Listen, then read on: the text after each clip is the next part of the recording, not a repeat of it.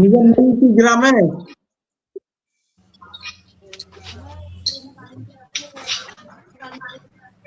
আসসালামু আলাইকুম। প্রিয় গ্রামের বাড়িতে শ্রোতাবৃন্দ, আছেন? সকলকে শুভেচ্ছা। আপনারা জানেন 2026 সালের 12ই ফেব্রুয়ারি আমাদের জাতীয় সংসদ নির্বাচন। এই নির্বাচনের দীর্ঘদিন রাস্তাঘাটে মিছিল, দেয়ালে পোস্টার আর নেতাদের মুখে নানান প্রতিশ্রুতির ফুলচুরি আমরা শুনলাম। আজকে মাত্র সেই নির্বাচনের প্রচারণা শেষ হয়েছে, কিন্তু আমাদের দেশের যে অর্থনীতির চাকা যারা সচল রাখে, সেই কোটি কোটি শ্রমিকের জীবন কি এই নির্বাচনের মাধ্যমে বদলাবে? কেউ বলছেন ক্ষমতায় এলে আসলে 5 ঘন্টার কাজ করাবেন, কেউ বলছেন রেশন কার্ড দিবেন, আবার কেউ বলছেন ঘন্টায় ঘন্টায় মজুরি দিবেন। নানান ধরনের প্রতিশ্রুতি আমরা দেখতে পাই। আমি যদি বিভিন্ন দলের ইস্তেহারে শ্রমিকদের পক্ষে কি কি ধরনের ইস্তেহার প্রতিশ্রুতি দেওয়া হয়েছে সেগুলি কিছুমাত্র তুলে ধরার চেষ্টা করি, তারপরে আমি আলোচনায় আসি। ইস্তেহারে বিএনপি বলছেন ফ্যামিলি রেশন কার্ড, 1 কোটি নতুন কর্মসংস্থান এবং শ্রমিকের স্বাস্থ্য কার্ডের কথা বলা হয়েছে। জামাতে ইসলামী বলছেন শ্রমিকদের কর্মঘণ্টা কমিয়ে মানবিক শ্রমঘণ্টার কথা বলা হয়েছে, নারী শ্রমিকের 5 ঘন্টা কাজের কথা বলা হয়েছে, ইসলামী শ্রমনীতি ও ইনসাফ কায়েমের কথা বলা হয়েছে। এনসিপি বলছেন তারা ঘন্টা ভিত্তিক মজুরি 100 টাকা করবেন, মাতৃকালীন ও পিতৃকালীন ছুটির কথা তারা বলছেন, পিরিয়ড লিভ অর্ধ মজুরিতে 1 দিনের কথা বলছেন, পেনশন বীমার কথা বলছেন, রেশন ব্যবস্থা এবং স্মার্ট কার্ডের কথা বলছেন।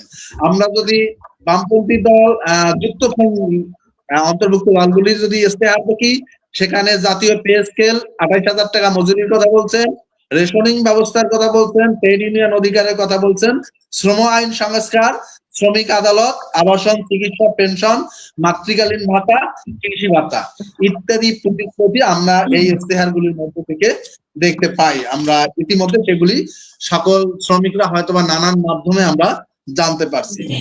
আমি আজকের আলোচনায় আমি মমিনুর রহমান মমিন আছি, সেই সাথে আমাদের সাথে যারা আলোচনায় অংশগ্রহণ করবেন, আমার সাথে আছেন রিপন মিয়া, পোশাক শ্রমিক, আছেন মধ্যে যুক্ত হবেন হাজু মিয়া, উনিও পোশাক শ্রমিক, জরিনা আক্তার যিনি তাজমিনের আহত শ্রমিক, যুক্ত হবেন ইয়াসমিন, রানা প্লাজার আহত শ্রমিক, এবং যুক্ত আছেন মিজানুর রহমান, উনিও পোশাক শ্রমিক।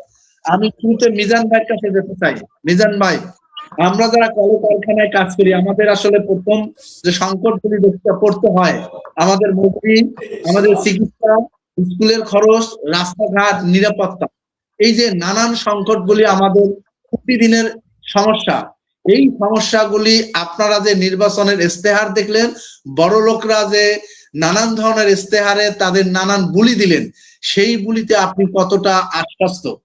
আপনি কি বলবেন এগুলি সম্পর্কে? আসসালামু আলাইকুম। আমার কথা কি শুনতে পান? শোনা যায়? হ্যাঁ ভাই, শোনা যায়। আচ্ছা আচ্ছা আচ্ছা। নির্বাচনী ইস্তেহার নেতারা দিয়ে থাকে, এটা আমরা বরাবর শুনে থাকি, বা এটা আমরা শুনে অভ্যস্ত হয়ে গেছি। বাংলাদেশ একসময় মদিনার সনদে চলবে এরকম ইস্তেহারও অনেকেই দিয়েছে। 10 টাকা কেজি চাউল অনেকে খাইয়েছে, আমরা সেটা উপলব্ধি করতে পারতেছি। এবং গার্মেন্টসে চাকরি করে 70-80 টাকা কেজি চাউল কিনে খাইতে হয়। ইশতেহার শুধু কাগজে থাকে, সেটা বাস্তবায়ন হয় না, এটা আমরা সবসময় দেখি।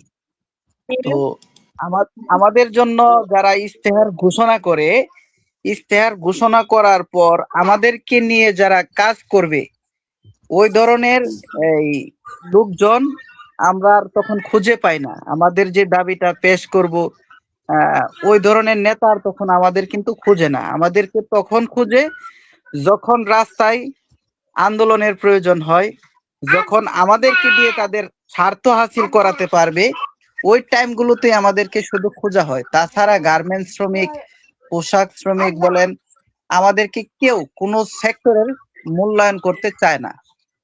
আর আরেকটা জিনিস, আমরা যেটা দেখে থাকি, আমাদেরকে নিয়ে যারা কাজ করে, আমাদের গার্মেন্টস শিল্পের, পোশাক শিল্পের শ্রমিকদের মাথা বিক্রি করে সংগঠন, নামদারি সংগঠন, শ্রমিক সংগঠন হিসাবে তারা পরিচিতি লাভ করে, আমাদেরকে দিয়ে তারা একটা বিজনেস করে যে আমরা শ্রমিকের পক্ষে, শ্রমিক দরদি হয়ে আছি, তাদেরকে নিয়ে আমরা কাজ, তাদেরকে নিয়ে আমাদের পথ চলা।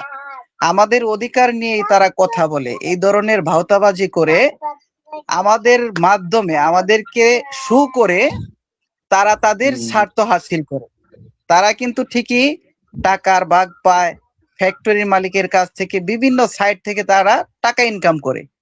টাকা ইনকাম করে আমাদের শ্রমিকদের কোনো ফায়দা হয় না, শেষ পর্যন্ত আমাদেরকে আরো বিপদের দিকে ফেলে। তারা তারা ঠিকই টাকা ভাগাভাগি করে, সেই টাকা ভাগাভাগি নিয়ে তারা নিজেদের ভিতরে বিতর্ক হয়, মোটামুটি একটা যুদ্ধ শুরু হয়ে যায়। সেই যুদ্ধও কিন্তু আমরা দেখি, শুনতে পাই, কিন্তু দিন শেষে আমাদের ভাগ্যের চাকাটা শূন্যর দিকেই থাকে। আমাদের এই আমরা অনেক সময় এই শ্রমিক সংগঠন নামে যে সংগঠনগুলো আছে, এরা অনেকটাই দালাল টাইপের, তাদের মাধ্যমে আমরা মোটামুটি অনেকটাই প্রতারিত। এগুলোকে আগে ঠিক করতে হবে, এবং এখানে শ্রমিক সংগঠন যেগুলো রাজনৈতিক নেতাদের সাথে আতাত করে আমাদেরকে বিক্রি করে, এটা আগে বন্ধ করতে হবে। এটা যদি বন্ধ করা যায় তাহলে হয়তো বা রাজনৈতিক ভাবে কিছু সফলতা আমাদের জন্য আসবে। আপনার তো সচেতন শ্রমিক, আপনি আপনার ভোট দিবেন। আপনি 5 বছর পরে যখন জাতীয় নির্বাচনগুলি আসে, তখন শ্রমিকরা সে নিজে তার স্বাধীনভাবে তার যে পছন্দের প্রার্থী তাকে সে ভোট দিতে পারে। এখানে হ্যাঁ, আপনি যেটা বলছেন নেতাদের বড় একটা ভূমিকা থাকার কথা, সেই জায়গাটা আপনার প্রশ্ন আছে, সেটা আমিও বুঝছি। কিন্তু আপনি তো স্বাধীনভাবে ভোট দেওয়ার মতো সেই ক্ষমতা রাখেন। আপনি আসলে কোন ধরনের প্রার্থী বাছাই করতে চান? আপনি কাদের, মানে আপনার এলাকায় যারা নির্বাচনী নানান প্রতিশ্রুতি দিচ্ছে, সেই প্রতিশ্রুতি যারা দিচ্ছে তাদের মধ্যে থেকে কাকে বাছাই করতে চান আপনি? মোমেন মিজান, আপনি এই প্রশ্নটা ধরে রাখেন, এটা আপনি এই মনে রাখেন। আর জরিনার লাইনে সমস্যা আছে, আপনি কি একটু জরিনাকে একটু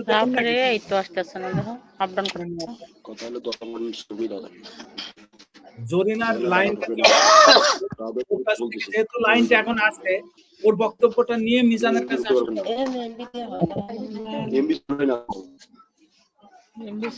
কোন আলোচনা শোনা যাইতেছে না, ওদিক থেকে সাউন্ড আসতেছে না। হ্যাঁ,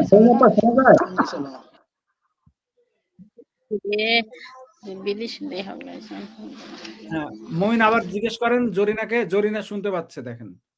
হ্যাঁ জরিনা পা, আপনি শুনতে পান? একটু সাড়া দিয়েন।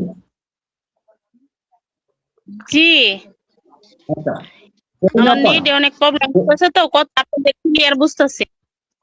আচ্ছা, আপনি যে এলাকায় অবস্থান করতেছেন সেই এলাকায় বিভিন্ন দলের বিভিন্ন প্রার্থী আছে, সেই প্রার্থীরা কি ধরনের প্রতিশ্রুতি দিচ্ছে আপনি কি ভাবতেছেন?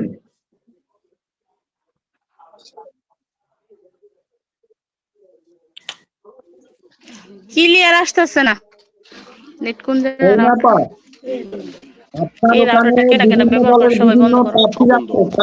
বাড়ি বাড়ি যাচ্ছেন, ঘরে ঘরে যাচ্ছেন, নানান ধরনের প্রতিশ্রুতি দিচ্ছেন। আপনি কি আপনার মনের যে ভাবনা, আপনার যে চাওয়া পাওয়া, সেইগুলি এই নির্বাচনে যারা প্রতিদ্বন্দ্বী আছেন তারা যে প্রতিশ্রুতি দিচ্ছেন সেইখানে আপনার ভাবনাগুলি আছে কিনা, আপনার চাওয়া পাওয়া গুলি সেখানে আছে কিনা?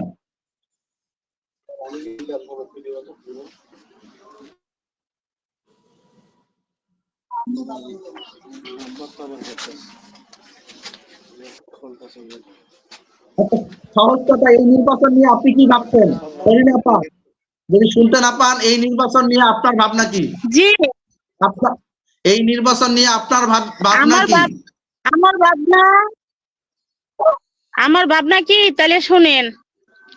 আমি সারা জাতির উদ্দেশ্য বলতেছি কথাটা, এবং আমার মন থেকে কষ্টতে আমি আজকে যখন লাইভে আসছি, এবং লাইভে সকলকে অসংখ্য ধন্যবাদ এবং সালাম। আমরা তাজদিনের ঘটনা ঘটছে 2012 24 নভেম্বর। যে কোনো সরকার আসুক, আমাদের দাবি এবং আমাদের লক্ষ্য একটাই, আগে রানা প্লাজার এবং তাজদিন শ্রমিকের সমস্যার সমাধান করতে হবে। প্লাস বাংলাদেশে যত গার্মেন্টস শ্রমিক আছে ওসব শ্রমিকদের নিরাপত্তা এবং কি পণ্য বাসনের ব্যবস্থা, রেশনিকের কার্ডের ব্যবস্থা করতে হবে। আমরা তো সরকার আসলে জামাত আসুক, তারপরে বিএনপি আসুক, ছাত্র দল আসুক, আমরা কথা বলতেছি বড় বড় যে আপনারা এই ফ্যামিলি কার্ড পাইবেন, এই করে দেবো, গাড়ি করে দেবো, বাড়ি করে দেবো, মুখ দিয়ে অনেক কিছুই বলতে পারে, কিন্তু আমরা চাই বাস্তবতা। আমরা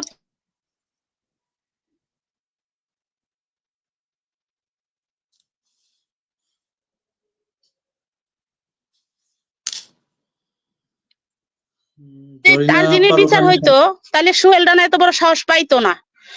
তাহলে তার জিনিস হইতো, তাহলে সোহেল রানাও আজকে ওই শাস্তি দেখে ভয় পাইতো যে শ্রমিক হত্যা করলে আমারও একই শাস্তি হইব।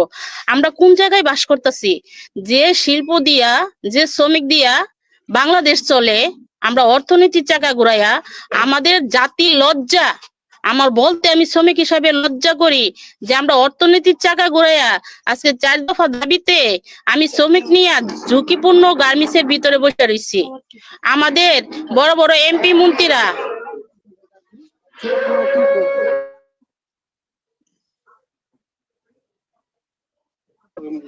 যে বড় বড় এমপি মন্ত্রীরা অনেকেই আছে এই জায়গা যে প্রার্থী গুলা দাঁড়াইছে এমপি পদে, মন্ত্রী পদে, কোন প্রার্থী এসে আমাদের সাথে দেখা করে নাই।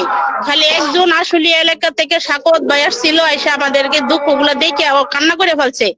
সাকত ভাইকে ধন্যবাদ জানাই। আর আমাদের যে শ্রমিক 12টা সংগঠনের নেতারা আমাদেরকে ব্যবহার করলো, আজকে ওই সব নেতারাও নাই, মাত্র 2 জন নেতা ছাড়া আমরা কাউরে পাশে পাইতেছি না।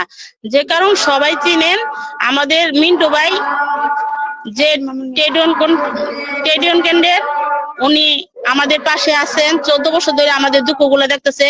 তো এই নির্বাচনে যারা বড় বড় কথা বলতেছেন তাদের কাছে একটাই আমার আকুল আবেদন, যে সরকারে আসুন, যে দলে আসেন, শ্রমিক নিয়ে চিন্তা ভাবনা করবেন, শ্রমিকের নিরাপত্তা দিবেন।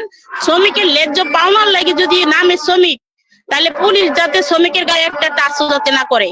আমি চাই না যে আমাদের শ্রমিক ভাই বোনরা জীবন দিয়ে তার ক্ষতিপূরণ নেক। 2 লাখ 2.5 লাখ টাকা দিয়ে আপনারা দাপা চাপা দিয়ে মালিকরে বাঁচায় দেন। আমার জীবনের মূল্য কি 2 লাখ টাকা? আমি 2 লাখ টাকার উপযুক্ত? আমরা দাবি করেছি তাদের শ্রমিকরা এক জীবনের আয়ের সমতুল্য ক্ষতিপূরণ। 2 নম্বর দাবি হলো পুনর্বাসন। 3 নম্বর দাবি হলো ফ্যামিলি সহকারে দীর্ঘমেয়াদী সুচিকিৎসা এবং মালিক সহকারে এই দোষী দায় ব্যক্তিদেরকে দ্রুত আইনের আওতায় নেওয়া, দৃষ্টান্তমূলক শাস্তি। 14 বছর ধরে চাই যাইতেছি, আমরা এখন ধরে বিচার পাই না। জানি না আমাদের অপরাধটা কি। আমরা শ্রমিক, কারণ মালিক পক্ষ যে সরকার, এই মালিকের নিরাপত্তা দেয়, শ্রমিকের কোনো নিরাপত্তা নাই। আজকে দেখেন বাংলাদেশের শিল্প কারখানা দিয়ে ভাগ্যের উন্নত হইতেছে, তাহলে আমাদের শ্রমিকের ভাগ্য কোথায়? আমরা এখনো রাস্তায় পড়ে রয়েছি। এমন কোন ব্যক্তিবান মানুষ, হৃদয়মান ব্যক্তি এসে আমাদের পাশে দাঁড়ায় নাই, বা 1 গ্লাস পানি দিয়েও জিজ্ঞাসা করে নাই আমরা তার জিনিস শ্রমিক। কিন্তু যদি সরকারি লোক এই জায়গায় বসতো, কোন এমপি মন্ত্রীর পোলা বসতো, মিডিয়ারও, বাংলাদেশের মিডিয়ারও অভাব থাকলো নইলে, প্লাস প্রশাসনের নিরাপত্তা পাইতো। আমরা জীবনের নিরাপত্তা দিয়ে জীবন মরণ ত্যাগ করে আমরা 4 দফা দাবিতে ভবনের নিচে বসে এসেছি। তা আমার এই নির্বাচনে যারা বড় বড় কথা বলতেছেন, এই করে দিবে, বাস্তবতা দেখান। আমরা চাই বাস্তবতা। আমরা কথায় বিশ্বাসী না, আমরা কাজে বিশ্বাসী। আমরা চাই কাজ। কে কি ঘোড়া কিনে দিলেন, হাতি কিনে দিলেন, মোষ কিনে দিলেন, বড় বড় কথা কই আপনি আইবেন, পরে রাস্তায় নামতে হইব, শ্রমিকরা কি করবেন? গুলি করে মাইরা ফেলবেন। তার লাশের মূল্য আপনি 1 লাখ টাকা দিয়ে দিলেন, 2 লাখ টাকা দিয়ে দিলেন, লাশ মাটি দিয়ে দিলেন। আপনি কি জানেন যে একটা ফ্যামিলিতে একটা শ্রমিক হারাইলে একটা ফ্যামিলি নিঃস্ব হয়ে যায়? আমরা প্রত্যেকটা শ্রমিকের নিরাপত্তা চাই। প্রত্যেকটা শ্রমিক যাতে তার ন্যায্য অধিকারটা পায় এবং শ্রমিক যাতে কোনো হয়রানি না হয়। আমরা যে কোনো সরকার, যে কোনো দল আসুক, তাদের কাছে আমাদের আকুল আবেদন একটাই, আমরা বাস্তবায়ন চাই। এবং আমাদের 4 দফা দাবি, আমরা তারজিন রানা প্লাজার যে যৌথভাবে কাজ হইতেছে, 1 নম্বরে আমাদের কাজটা যাতে সুস্থভাবে করে দেয়।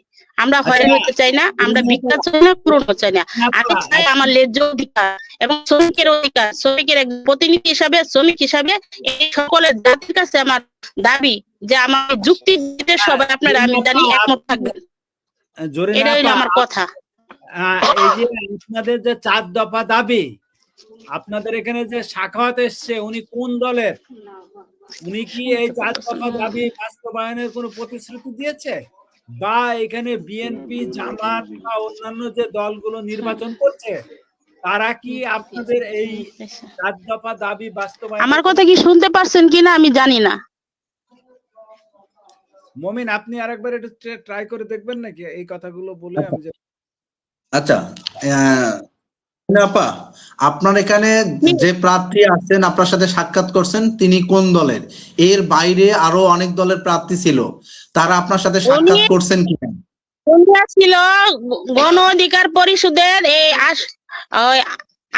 বিএনপির ওই আশুলিয়ার সাকত ভাই, ওনারা আসছিল আশুলিয়া সাভার নিশ্চিন্তাপুরে আইসা তাজদিনের ভবনের শ্রমিকের অবস্থা দেখে উনি কান্না করে ফেলছিল এবং কিছু খাবারও দিয়ে গেছে। আর মিন্টু ভাই লাগাতারে আমাদের পাশে আছে। কিন্তু সুলতান স্যার, আপনার যে 4 দফা দাবি, সেই দাবি সম্পর্কে তার বক্তব্য কি ছিল? উনি বলছে যে তোমাদের এটা ন্যায্য অধিকার, এটা তোমাদের ন্যায্য দাবি, এটা যে এই ন্যায্য দাবিটা বাস্তবায়ন হোক। আমি কথা দিলাম যদি ওই দাবির জন্য আমার তোমাদের পাশে রাস্তা তো থাকতে হয়, আমি থাকবো ইনশাল্লাহ, এই কথা বলছে। ওনার দল যদি ক্ষমতায় যায় তাহলে কি উনি এই কথা সংসদে তুলবেন কিনা, এটা নিয়ে সংসদে লড়াই করবেন কিনা?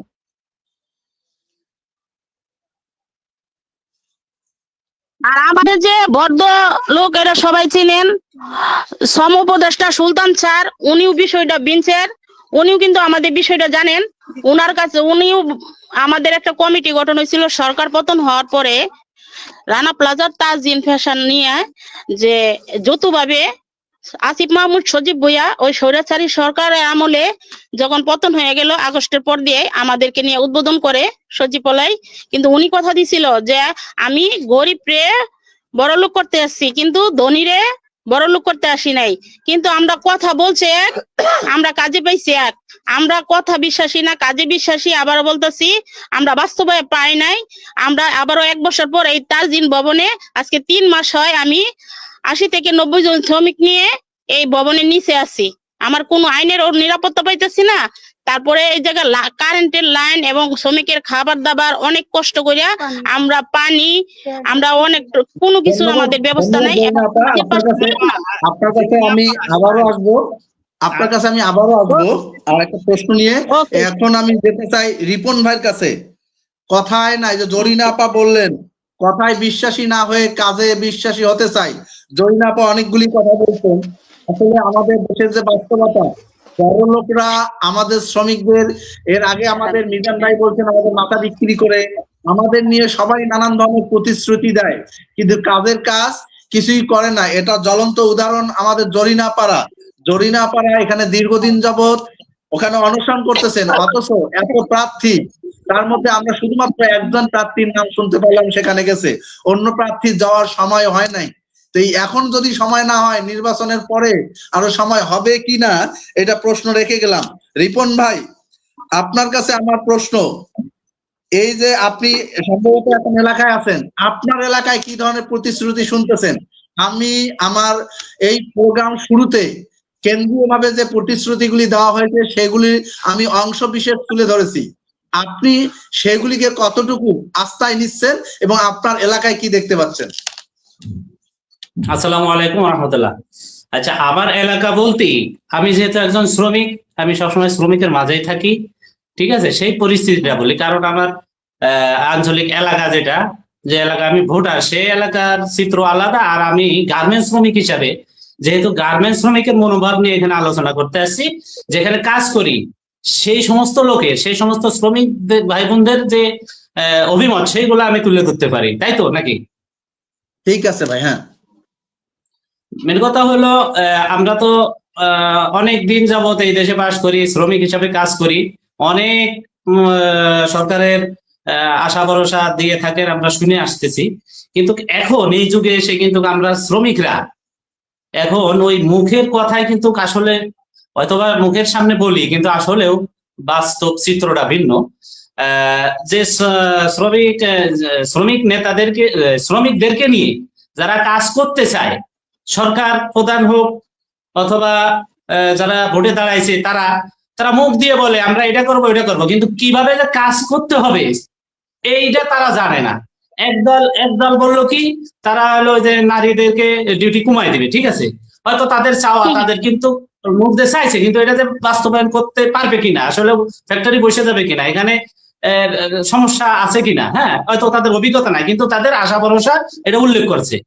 এটা আমরা হবে কি হবে না এটা পরের কথা, কিন্তু আর একটা দল আছে তারা অনেক কিছু করে ফেলতেছে, অনেক কিছু করে ফেলবে, সারা দেশ নিয়ে তাদের চিন্তা ভাবনা, সেই চিন্তা ভাবনা তাদের প্ল্যান যখন সামনে আনতেছে, তারা যখন বলতেছে যে এক জায়গায় যশোরে চিনিকল বন্ধ হয়ে গেছে সেটা চালু করবে, তখন আমরা গার্মেন্টস শ্রমিকরা কিন্তু বুঝে ফেলি যে এদের মাথায় কোনো গিলুই নাই, মুখ দিয়ে বলতে হয় তাই বলছে। আবার কোন এলাকায় চাষ হয় ভুট্টা, সেই এলাকায় সে সোয়াবিনের মিল তৈরি করবে, এরকম যখন বলতেছে, তাদের মানে তাদের মুখের কথা একটা, কিন্তু বাস্তবায়নের কোনো অভিজ্ঞতা তাদের নাই, তারা বাস্তবায়ন করতে পারবে না, এটা আমরা বুঝতে পারতেছি, ঠিক আছে। আর ভিতরে এর আগেও যারা পুরাতন গার্মেন্টস শ্রমিক তারা অলরেডি এর ভিতরে দুইটা দল, ঠিক আছে, অনেকে প্রতিশ্রুতি যতই দিক, এর ভিতরে কিন্তু বিশেষ করে দুটা দলকে নিয়ে সবাই জানে যে এই দুই দলের ভিতরে যে কোনো একটা দল ক্ষমতায় আসার সম্ভাবনা আছে। ছোট ছোট অনেক দল আছে, তারা অনেক আশা ভরসা দিচ্ছে, কিন্তু হয়তোবা তারা ক্ষমতায় আসতে পারবে না, এটা সবাই জানে, কিন্তু তাদের অনেক স্বপ্ন আছে আমাদের শ্রমিকদেরকে নিয়ে, কিন্তু তারা আসতে পারবে না এটাও জানে। কিন্তু এই দুই দলের ভিতরে যেটা দেখা যাচ্ছে যে এরা মুখে বলতেছে একরকম, কিন্তু বাস্তবায়ন করার মতো তাদের মাথায় প্ল্যান নাই, ঠিক আছে। এটা আবার আমরা সাধারণ মানুষ বুঝে বুঝতেছি, এবং শ্রমিকরা এটা বুঝতেছে যে এই দুই দলের এক দল তারা দেশ চালাইছে। সে সময় আমরা শ্রমিকরা যখন গার্মেন্টস ছুটির পরে বাসায় যেতাম, আমরা যদি একসাথে একই জায়গায় কাজ করি, একজন নারী একজন পুরুষ বাসায় এক জায়গায়, যখন আমরা একসাথে চলছি একজন আগে নিজের পাশাপাশি, তখন এই দুই গার্মেন্টস শ্রমিকদেরকে নিয়ে যায় এলাকার চাঁদাবাজ মাস্তান, তারা ধরে নিয়ে যায়, ফিটিং দিত, ফিটিং মানে বাংলা ভাষায় বলি, নিয়ে যায়, ওরা কাজ করে এক জায়গায়, দুইজনের দুইটা টিফিন বাটিও আছে, পুরুষ মহিলা, এদেরকে কোনায় নিয়ে যায়, মায়ের পিঠ দিয়ে এদের কাছ থেকে টাকা আদায় করতো, ঠিক আছে। সেই দলই আবার এই বিএনপির কথাই বলি, ঠিক আছে, বিএনপির আমলে এরকম হয়েছিল, এবং বেতন নিয়ে হাতে করে টাকা নিয়ে বাসা পর্যন্ত পৌঁছাইতে পারেন নাই। এরকম এই দলের যখন শাসন আমল ছিল, তখন এই দলের শাসনে থাকা অবস্থায় তাদের এই গার্মেন্টস শ্রমিকদের উপরে এরকম শোষণ তারা করতো। তারপরেও স্বৈরাচার শাসক হাসিনা যখন আসছে, এই গার্মেন্টস শ্রমিকদের উপরে এরকম ছিল না। রিপন, আপনি ঠিক আছে রিপন, আপনাকে আমি একটা কথা জিজ্ঞেস করি, সেটা হচ্ছে যে 2024 সালে আপনাদের যে মজুরি আন্দোলন হলো, 2024 সালে একটা মজুরি আন্দোলন হলো, 2024 সালের আগে একটা মজুরি আন্দোলন হয়েছে, তারও আগে একটা মজুরি আন্দোলন হয়েছে, এবং শ্রমিকরা প্রত্যেকবার যখন মজুরি আন্দোলন করতে এসছে তখন তারা 20 টাকার আলু 80 টাকায় কিনে খাইছে, এবং জিনিসপত্রের দাম মনে করেন যে হু হু করে বেড়ে গেছে, কিন্তু মজুরি বৃদ্ধির কথা কিন্তু কেউ বলে নাই। আপনি আমাকে বলেন যে জামাত ইসলাম বা বিএনপি, এই দুইটা দল, যে দুইটা দল বলছেন আপনি ক্ষমতায় আসবে, তারা কি 2010 সালের পর থেকে কোনো মজুরি আন্দোলনে আপনাদের সামনে এসে নেতৃত্ব দিছে, বলছে যে শ্রমিকদের মজুরি বৃদ্ধি করতে হবে? না না না না, এটা তো বলেই নাই, বরঞ্চ 2023 সালে যে মজুরি আন্দোলনের যে কেলেঙ্কারিটা হলো, শ্রমিক নেতারা যে দুর্নীতিটা করলো, আমি নিজে 5 আগস্টের পরে আমার পরিচিত হাই লেভেল যে আমাদের গার্মেন্টস সেক্টরে যদি পরিবর্তন আনতে হয়, তাহলে যারা আমাদের শ্রমিক নেতৃত্ব দেয়, এই নেতৃত্বের ভিতরে দুর্নীতিবাজ আছে, তাদের ব্যাপারে আমরা শ্রমিকরা অনেক জায়গায় ইমেল করছি, এবং আমরা সচেতন। সেই ফর্মগুলা যে জায়গায় আমি ইমেল করছি, স্বয়ং সেই ফর্মগুলো আমি তার কাছে দিছি। আমার এলাকার যে ক্যান্ডিডেট, আমার তো সব জায়গায় যাওয়ার কেন্দ্রীয় নেতাদের কাছে যাওয়ার সমর্থন নাই, কিন্তু আমি আমার এলাকার যে ক্যান্ডিডেট তার কাছে আমি এগুলা সাবমিট করছি যে এই নেতারা আমাদের শ্রমিকদেরকে নিয়ে ব্যবসা করে যাচ্ছে, যদি আপনারা কোনোদিন ক্ষমতায় আসেন, যদি শ্রমিকদেরকে নিয়ে কাজ করতে হয়, তাহলে শ্রমিকদের সাপোর্ট পাবেন। এই নেতাদেরকে যদি আপনারা বয়কট করেন যে কোনো কলে কৌশলে, তাহলে আমরা শ্রমিকরা বুঝে নেব যে আপনারা কিছু করতে চান, কারণ কিছু করতে গেলে এই নেতাদেরকে দিয়ে আপনারা করান। তা আমি এটা ধরাই দেওয়ার পরেও এখন দেখতেছি যে শ্রমিক নেতারা ওই গত সরকারের দালালি করতো, টাকা খেয়ে আমাদের মজুরি কমাইতেছে, সেই সমস্ত শ্রমিকদেরকেই ওই বিএনপির দলের নেতারা টাকা দিয়ে আপ করে নিয়েছে এবং সেই শ্রমিক নেতারা ফেসবুকে এসে স্ট্যাটাস দিচ্ছে, আমাদের শ্রমিকদেরকে আবেদন করতেছে যে আমরা অলরেডি গাজীপুরের এক শ্রমিক নেতা বলছে যে আমরা 33টা গার্মেন্টস ফেডারেশন। হ্যাঁ রিপন ভাই, জাফর ভাই যেটা জানতে চাচ্ছিল যে দেখেন এই যে রানা প্লাজার ঘটনা ঘটলো, তাজরিনের ঘটনা ঘটলো, জিনিসপত্রের দাম বাড়লো, মজুরি বৃদ্ধি আন্দোলন হইলো, ওখানে শ্রমিকরা গুলিবিদ্ধ হইলো, মারা গেল, কিন্তু এই ইস্যুগুলি ধরে এই যে এখন যারা নির্বাচনে নানান প্রতিশ্রুতি দিচ্ছে যে প্রার্থী কিংবা যে দলগুলি, তাদের কাউকে কি এই সামনের সারিতে এসে বা তারা কখনো এই শ্রমিকদের ইস্যুগুলি ধরে কখনো কোনো কথা বলছেন কিনা, আপনার কি মনে হয়? না না না, না এরা রাজনৈতিক পরিচয় কোনোদিন, শুধু এই দুই দল না, কোন দলই আমাদের শ্রমিকদের পাশে আসে নাই। আচ্ছা তাহলে রিপন, জামাত ইসলামের এই কথাটাই বা বিশ্বাস করব কিভাবে? জামাত ইসলাম যে কথাটা বলতেছে এই কথাটা যে আগডুম বাগডুম ঘোড়াডুম সাজে টাইপের কথা না, সেটাই বা আমরা কিভাবে বলবো? কারণ আমরা তো দেখি না। এটা বিশ্বাস করে না। না আমি তো এটাই বলতেছি যে তারা যেভাবে বলতেছে এটাও বিশ্বাস করে না, কিন্তু নির্বাচনটাকে দেখে এইভাবে গ্রাম্য পর্যায়ে তারা দেখে। কারণ আমারও গ্রাম আছে, আমার এলাকায় আমারও একটা প্রভাব আছে আমার এলাকার সমাজের, আমার পরিবারের, সেই হিসাবে গার্মেন্টস শ্রমিকরা কাকে ভোট দেবে সেটা নির্বাচিত করতেছে মনে মনে, কিন্তু তারা এসে যে শ্রমিকদেরকে কিছু করে দেবে এটা বিশ্বাস করে না। আমি করি না, আমার ফ্যাক্টরি যত লোকের সাথে কথা হয়েছে এগুলা মানেই না, এগুলা কইতেছে আর এগুলা বোঝেও না যে কিভাবে কি হইতেছে। কিন্তু ওরা সেই গার্মেন্টস শ্রমিকরা, এদের একটা জগৎ গার্মেন্টস এর ভিতরে আর একটা জগৎ হলো গার্মেন্টস এর বাইরে, এরা ওই বাহিরের বিষয়টা নিয়ে মাথায় ঢুকাইছে যে আমার এলাকায় অমুকে দাঁড়াইছে, আমার চাচারা করে এই দল, আমার ভাই করে এই দল। সে আচ্ছা, আমি জরিনা আপার কাছে এই প্রশ্নটা দিতে চাই। জরিনা আপা, আপনারা যে আলোচনাটা রিপন ভাই করতেছিল, জরিনা আপা। মমিন, হ্যাঁ, সাজুর ইন্টারনেটে খুব অসুবিধা হচ্ছে, সাজুর কাছ থেকে একবার কি এক রাউন্ড শুনে নেবেন? আচ্ছা, হ্যাঁ শোনা যায়। সাজু ভাই, আপনি ইতিমধ্যে আলোচনা, জরিনা আপার আলোচনা শুনছেন, মিজান ভাইয়ের কথা শুনছেন এবং রিপন ভাইয়ের কথা শুনছেন। আপনার কাছেও যদি আমি আসি, এই যে বিভিন্ন দলের, আমি একটা সুনির্দিষ্ট প্রশ্ন আপনাকে ছেড়ে দেই, দুইটা প্রশ্ন। একটা হচ্ছে জামাত এবং এনসিপির ইস্তেহারে যেটা বলা আছে, তারা যৌথভাবে 5 ঘন্টা কাজের কথা বলছেন, দক্ষতা বৃদ্ধির কথা বলছেন, বৈষম্য কমাবেন এই কথা বলছেন, কিন্তু বাস্তবতা আপনারা যারা কলে কারখানায় কাজ করেন সেইখানে 5 ঘন্টায় কাজ করে আদৌ আসলে আমাদের এই কারখানার মালিকরা আমাদের চলার মতো যে মজুরি, আমাদের যে ন্যায্য মজুরি দরকার, যেটা আমি সুন্দরভাবে একটা জীবন যাপন করতে পারি, সেই মজুরি পাওয়া সম্ভব নাকি এটা কথার কথা? এই কথায় আপনি কতটুকু আস্থা রাখেন? দ্বিতীয় নাম্বার আরেকটা প্রশ্ন আপনাকে ছেড়ে দেই, এটা হলো বিএনপি বা তার জোটের যে বক্তব্য, তারা কি বলতেছেন, তাদের মূল ফোকাস আছে ফ্যামিলি রেশন কার্ড। তারা বলছে জিনিসপত্রের দাম কমানোর আগ পর্যন্ত শ্রমিকদের বেঁচে থাকার জন্য ভর্তুকি মূল্যে খাবার দিবেন, রেশন কার্ড তারা দেওয়ার কথা বলতেছেন। তো এইটাই কি একমাত্র সমাধান নাকি আপনাদের বেতন বাড়া দরকার? আর একটা কথা, রিপন ভাই যেটা বলছিল যে তাদের নানান ধরনের নির্যাতন, তাহলে এখানে যে সিন্ডিকেট গুলি আছে, আমরা জানি ইতিমধ্যে যে রেশনের কার্ড গুলি ছিল এখানে দলীয় লোক ছাড়া, টাকা ছাড়া এই রেশন কার্ড গুলি হয় না, তাহলে এই সিন্ডিকেট দমানো জরুরি কিনা, আপনি কি মনে করেন?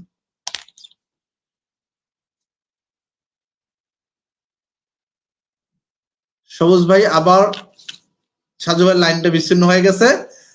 আমি তাহলে জরিনা আপার কাছে আসি।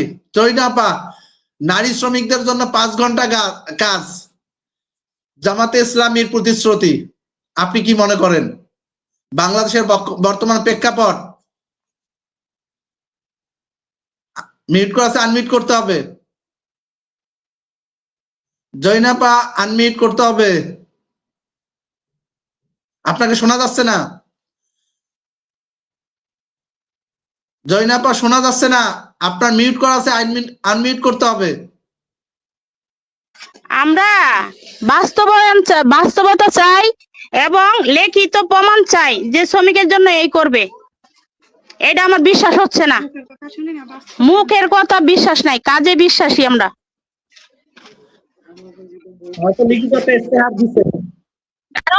একটা জিনিস শুনেন, একটা জিনিস আমি মনে করে দেই, আবারও মনে করি, আপনি যে প্রশ্নটা করছেন এই প্রশ্নটার আশা করি আমি উত্তর দিছি, কিন্তু আমি মুখে বিশ্বাসী না। আপনি নির্বাচনের আগে স্ট্যাম্প করেন কোডের মাধ্যমে যে শ্রমিকের জন্য আমরা এই করব, এই লিখিত এই স্ট্যাম্প করে দিয়ে গেলাম, লিখিত দেন, আমরা লিখিত প্রমাণ চাই। 1 নাম্বার, আমরা ডাক্তার ইউনূস স্যারে আমরা শ্রদ্ধা করি এবং ভালোবাসি, অনেক সম্মানীয় ব্যক্তি। উনি ক্ষুদ্রঋণ থেকে অনেক কিছু করছিলেন, কিন্তু ওনার কাছে আমরা বারবার আবেদনপত্র দেওয়ার পরেও এখন তুই আমরা রাস্তায় বসে রয়েছি। তাহলে যে সরকারে আসুক বড় লোকের জন্য আসে, যে সরকারে আসুক উনি ওই মালিক পক্ষের জন্য আসে, আমাদের শ্রমিকের জন্য কোনো সরকার নাই। এমন লিখিত প্রমাণ দিতে পারবে যে শ্রমিকরা এই সুবিধাগুলা পাইবো আমরা আসলে?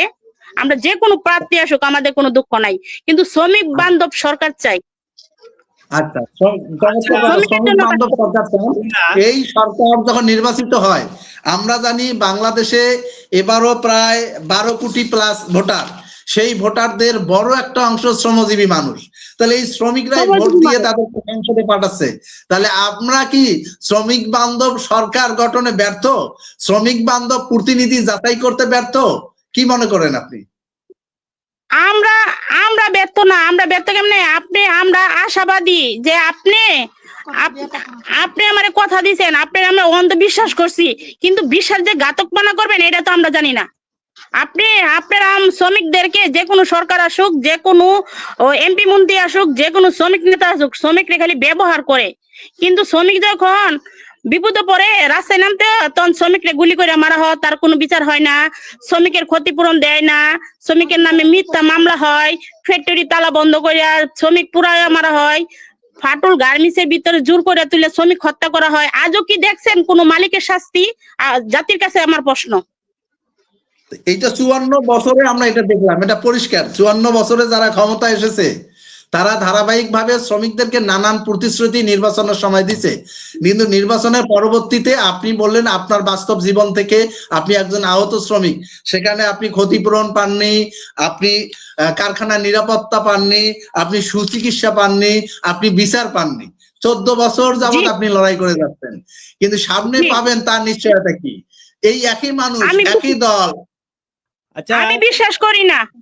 আমি যদি জরিনাপা, এই যে সাখাওয়াত ভাই এসেছিল বিএনপি তো উনি না, তো উনি যে আপনাদের কাছে এসেছিল, আপনি কি ওনাদেরকে জিজ্ঞেস করছিলেন তাজরিনের শ্রমিকদেরকে পুড়ায়ে মেরে ফেলছে 2013 সালে, আজকে 2025 সাল, 13 বছর পার হয়ে গেছে।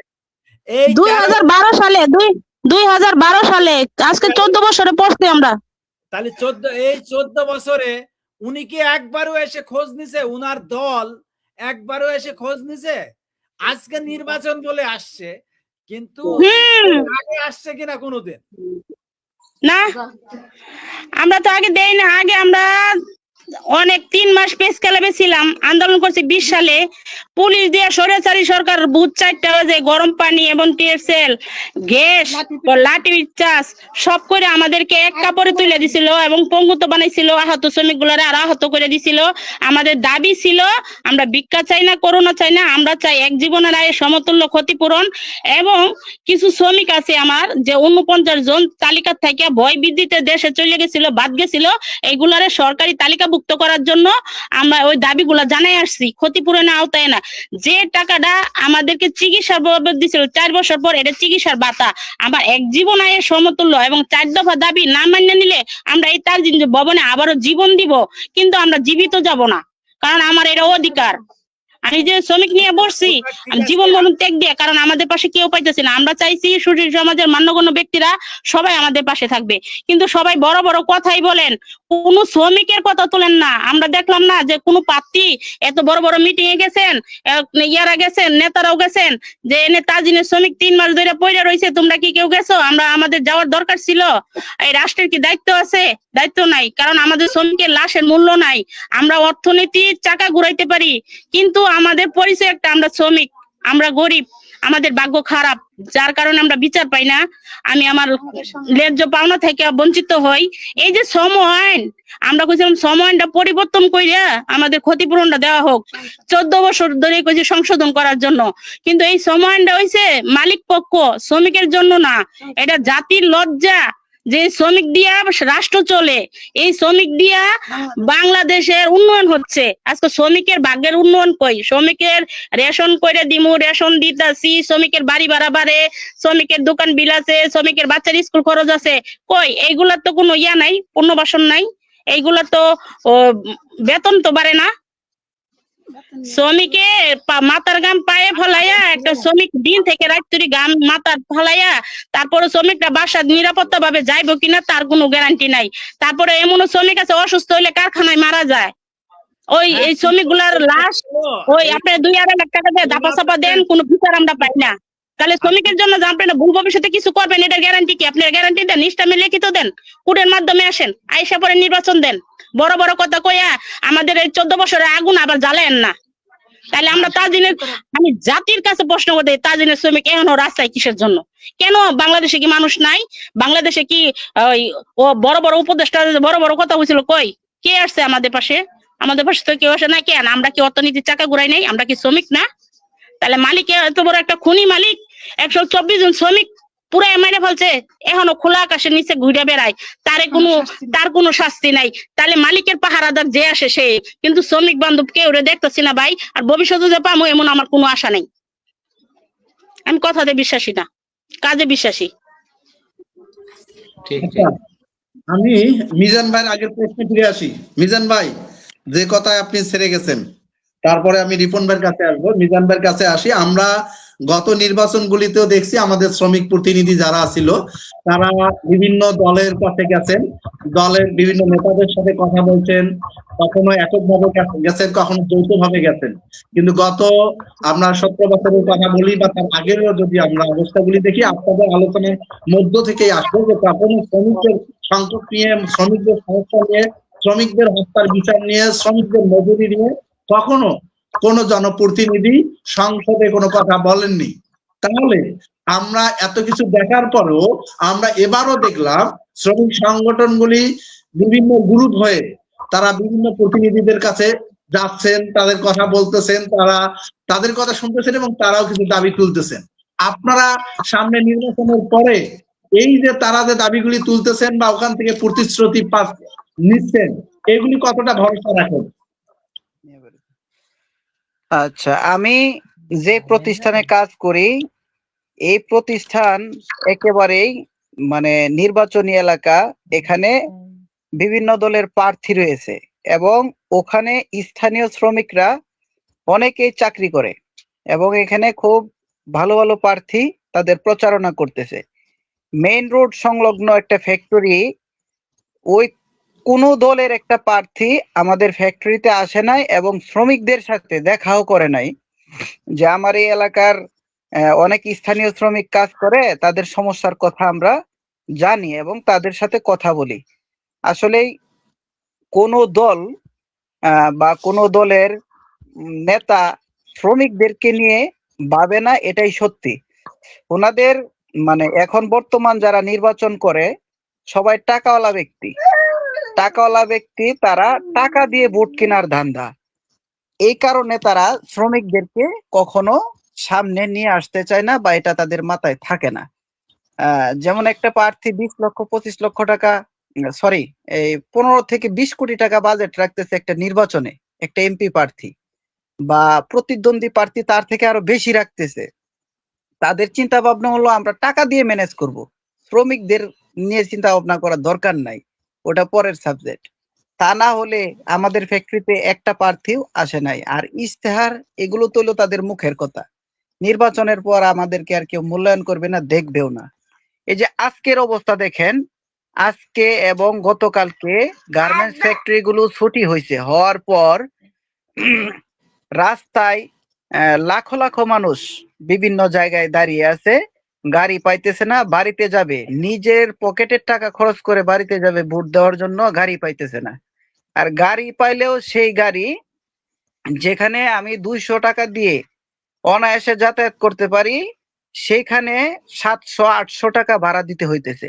নির্বাচনের আগে শ্রমিকদেরকে ছুটির ব্যবস্থা করলো, কিন্তু এটা চিন্তা করলো না যে একটা শ্রমিক গ্রামে যাবে, যেমন ঢাকা থেকে সে উত্তরবঙ্গে যাবে, সেখানে এমনি নর্মাল ভাড়া 600 থেকে 700 টাকা। এখন নির্বাচন উপলক্ষে সেটা 1000-এর উপরে গিয়ে 1200-র উপরে গিয়ে দাঁড়াইছে। তাহলে একটা শ্রমিক কিভাবে সে বাড়িতে যাবে, ভোট দিবে, ফিরে আসবে? এই চিন্তা কি প্রার্থীদের মাথায় ছিল? নেই, সরকারের মাথাও নেই। যেমন আমাদেরকে সরকার 11 তারিখ এবং 12 তারিখ 2 দিন সাধারণ ছুটি ঘোষণা করছে 10 তারিখ, সেটা হলো বিশেষ ছুটি শিল্পাঞ্চলের জন্য। সেই বিশেষ ছুটিটাও আবার গার্মেন্টস মালিক পক্ষ, তারা বিজিএম এটা একটা কৌশল করে সেটাকে সমন্বয় করার চেষ্টা করছে এবং কি সেটা করেও ফেলছে।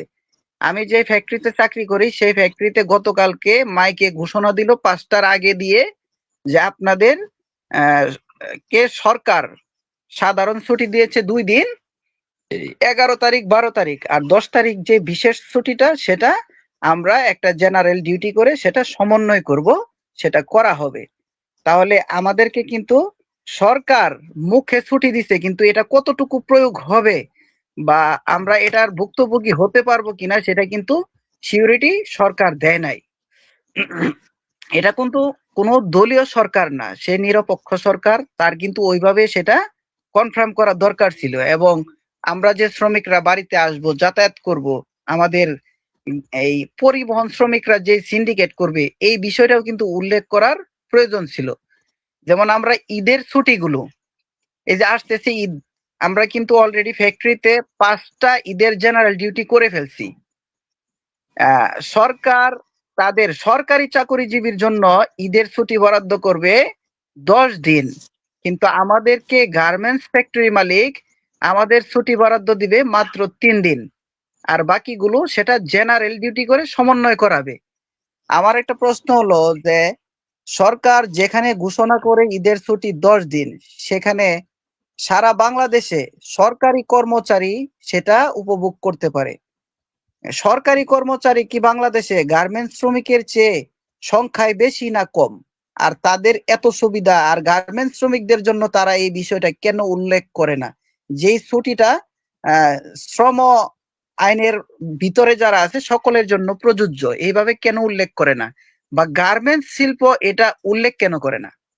আমরা কেন এই ছুটিগুলো পাই না? আমাদের এত জেনারেল কেন করতে হবে? জেনারেল ডিউটি করে কেন আসতে হবে?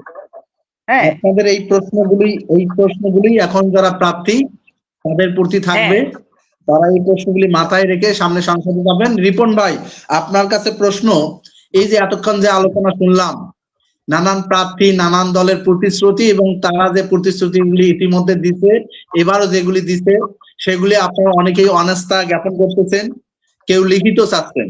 কিন্তু আমরা তো জানি যে দীর্ঘ বছর এই ধরনের কথাবার্তা নির্বাচন আসলে শ্রমিকদের নাম নিয়ে, সবাই শ্রমিকদের নাম নিয়েই নানান ধরনের প্রতিশ্রুতি দেন, কিন্তু করার ক্ষেত্রে, কাজ করার ক্ষেত্রে সব দিক দিয়ে সুবিধা পায় বড় লোকরা। তাহলে এই বড় লোকরা প্রার্থী, বড় লোকরা নির্বাচন করেন, বড় লোকদের কোটি কোটি টাকা আছে, তারা বড় লোক পাড়ায় থাকেন, তারা গুলশানে থাকেন, বনানীতে থাকেন, ধানমন্ডিতে থাকেন, অথবা বিদেশে তার পরিবার পরিজনরা তারা বিদেশে থাকে। তাহলে এই বড় লোকরা নির্বাচন আসলে গরিব গরিব, শ্রমিক শ্রমিক নানান কথায় মুখ ভরপুর করেন। নির্বাচনের পর গরিব মেহনতি মানুষ, শ্রমিক, তাদের কথা মনে থাকে না। এইটা আপনাদের কথার মধ্য দিয়ে আসলো। তারপরও আমরা তো বারবার তাদেরকেই ভোট দিচ্ছি। আমরা কি কখনো পরিবর্তনের চিন্তা করি কিনা? আমরা কি কখনো ভাবি কিনা যে আমরা শ্রমিকদের মধ্য থেকে প্রধানমন্ত্রী হব, আমরা শ্রমিকদের মধ্য থেকে এমপি বানাবো, আমরা শ্রমিকদের মধ্য থেকে মন্ত্রী বানাবো, আমরা শ্রমিকরা সংখ্যাগরিষ্ঠ, আমাদের ভোটেই সংসদ সদস্য নির্বাচিত হয়। তাহলে কেন আমরা এই প্রধানমন্ত্রী, মন্ত্রী, এমপি এই স্বপ্ন দেখতে পাই না? বাধাগুলি কোথায়? রিপন ভাই। আগে বিজান ভাইয়ের কথার সাথে আমি একটা কথা বলে নিই যে সরকার, এই যারা বিভিন্ন কথা বলতেছেন যে নেতারা, যে দলের নেতারা, তারা যদি এটা করতো, দেখেন যখন 5 আগস্টের পরে পূজা শুরু হয়েছিল হিন্দুদের পূজা মণ্ডপ কিন্তু দুদলই পাহারা শুরু করে দিয়েছিল ভোটের জন্য। কিন্তু এই গার্মেন্টস শ্রমিকদেরকে ভোট নেওয়ার জন্য কত স্বপ্ন দেখাচ্ছে, কিন্তু এই কাজটা করে না। এই যে নির্বাচনের জন্য বাড়ি আসার জন্য যে ভোগান্তিটা হয়, তারা যদি শ্রমিকের কথা ভাবতো, তারা টিম আকারে বিভিন্ন কাউন্টারে দাঁড়ায় থাকতো, 10 জন করে পারতো ভোটের কাউন্টারের জন্য, ভোট কাউন্টারের জন্য পারতো। এটা একটা কৌশল, কিন্তু তারা এটাও মনে করে নাই। তারা যদি এই 2 দলের নেতা কর্মী যদি লাগাই দিত প্রত্যেক কাউন্টারে, যে কেউ বেশি ভাড়া নিতে পারবে না, আমরা পাহাড়ে দাঁড়াইলাম, তাইলে কিন্তু আমরা আস্থা পাইতাম, হয়তো বা আমার চেয়েও আরো যারা আছে তারাও আস্থা পেয়ে ভোটটা তাদের দিত, যে না এরা প্র্যাকটিক্যালি আমাদের কাজ করবে, কিন্তু তাও করে নাই। তার মানে ওদের হলো মুখের কথা এক, মাথায় কিছু নাই। এটা হলো আরেকটা বিষয়, এটা করলেও করতে পারতো। আর একটা কথা যে আমরা কারণ হচ্ছে ওই গাড়ির মালিক তো তারাই, ব্যবসা তো এই তাদের। তো এটা আমরা বুঝি, হ্যাঁ এটা ইনশাল্লাহ আমরা বুঝি। আর এরা এমন দেখেন, এই এই শ্রমিক সংগঠন গুলা, এই নেতারা কিনে নেয়, শ্রমিক সংগঠন গুলা ব্যবহার করে আমাদের মাথা বিক্রি করে খায়। কিন্তু আমরা ব্যর্থ, আমরা শ্রমিকরা ব্যর্থ। আমরা শ্রমিকের ভিতর থেকে যদি কোনো নেতৃত্বে আসতে পারতাম, ঠিক আছে, তাহলে ধাপে ধাপে যদি আজকে যদি কোনো শ্রমিক নেতা যার বিশ্বাসযোগ্যতা আছে, যে শ্রমিক নেতার পিছনে আমাদের মতো লোক আস্থা পায়, সেই রকম লোক যদি এসে বলতো যে আমরা শ্রমিকদেরকে নিয়ে একটা দল গঠন করলাম, তাহলে আমরা আস্থা পেতাম। কিন্তু ইতিপূর্বে যত শ্রমিক নেতা দেখছি ভালো ভালো কথা হয়, তারাও ওই বিশেষ বিশেষ 2-3 দলের পকেটের মানে কিনে রাখা গুলাম। এটা প্রমাণ পাইছি আমরা, সকল শ্রমিক জানে। এই জন্য এদেরকে ব্যবহার করে যদি শ্রমিকদের কাছে পাঠায় কোন দলীয় নেতারা, আমরা বিশ্বাস করি না। যদি কোনোদিন আমাদের মতো শ্রমিকের ভিতর থেকে কোনো একজন নেতা উঠে আসতে পারে, তাহলে হয়তো বা আস্থা রাখা যেতে পারে, ঠিক আছে। এবং পর্যায়ক্রমে যদি ডাক দেয় যে না আমরা নিজেরাই সরকারে যাব, তাহলে কিছু একটা ঘটবে ইনশাল্লাহ। তার আগে এই যে মৌসুম আসে, নির্বাচনের মৌসুম, বিভিন্ন স্বপ্ন দেখায়, এগুলা ভাওতাবাজি, এগুলা আন্দাজেই বলে ভোট নেওয়ার জন্য। এটাই আমরা বিশ্বাস করি শ্রমিকরা। আচ্ছা, আমি যদি জরিনা আপার কাছে আবারও আসি। জরিনা আপা, এবারে ভোটারদের বড় অংশটা আছে নারী, এবং এই নারী শ্রমিকদের মধ্যে মানে শ্রমিকদের মধ্যে নারী শ্রমিকের সংখ্যা অনেক বেশি। এই নারী শ্রমিকদের নিয়ে এবার নানান ধরনের কথা, আলোচনা, সমালোচনা, নানান কিছু আমরা শুনতে পারলাম বিভিন্ন দল থেকে। এগুলি নিয়ে আমরা নানান তর্ক বিতর্ক অনেক কিছু দেখেছি। কিন্তু আপনি জরিনা আপা, আপনি কারখানায় দীর্ঘ বছর কাজ করেন, আপনি নিজে একজন আহত শ্রমিক, নিজে লড়াই করে যাচ্ছেন নিজের সুচিকিৎসার জন্য, নিজের ক্ষতিপূরণের জন্য, সেই সাথে সাথে আপনার সহকর্মীদের। এর বাইরে যত কারখানায় নারী শ্রমিক কাজ করে, সেই নারী শ্রমিকদের জন্য বর্তমান যে প্রার্থী যারা আছে বা যারা জনপ্রতিনিধি আছে, তাদের কাছে আসলে প্রত্যাশা কি আপনার নারী শ্রমিকদের জন্য, বিশেষ করে নারী শ্রমিকদের জন্য?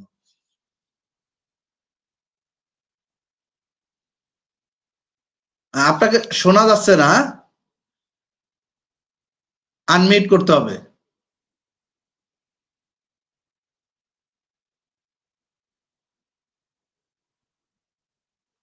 জরিনা আপা, শোনা যাচ্ছে না।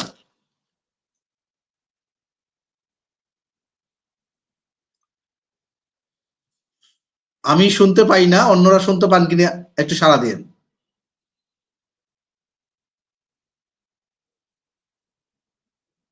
শুনতে পাচ্ছি না। আচ্ছা, জয়না আপার কথা শুনতে পাচ্ছি না। আমি আবারও মিজান ভাইয়ের কাছে আসি।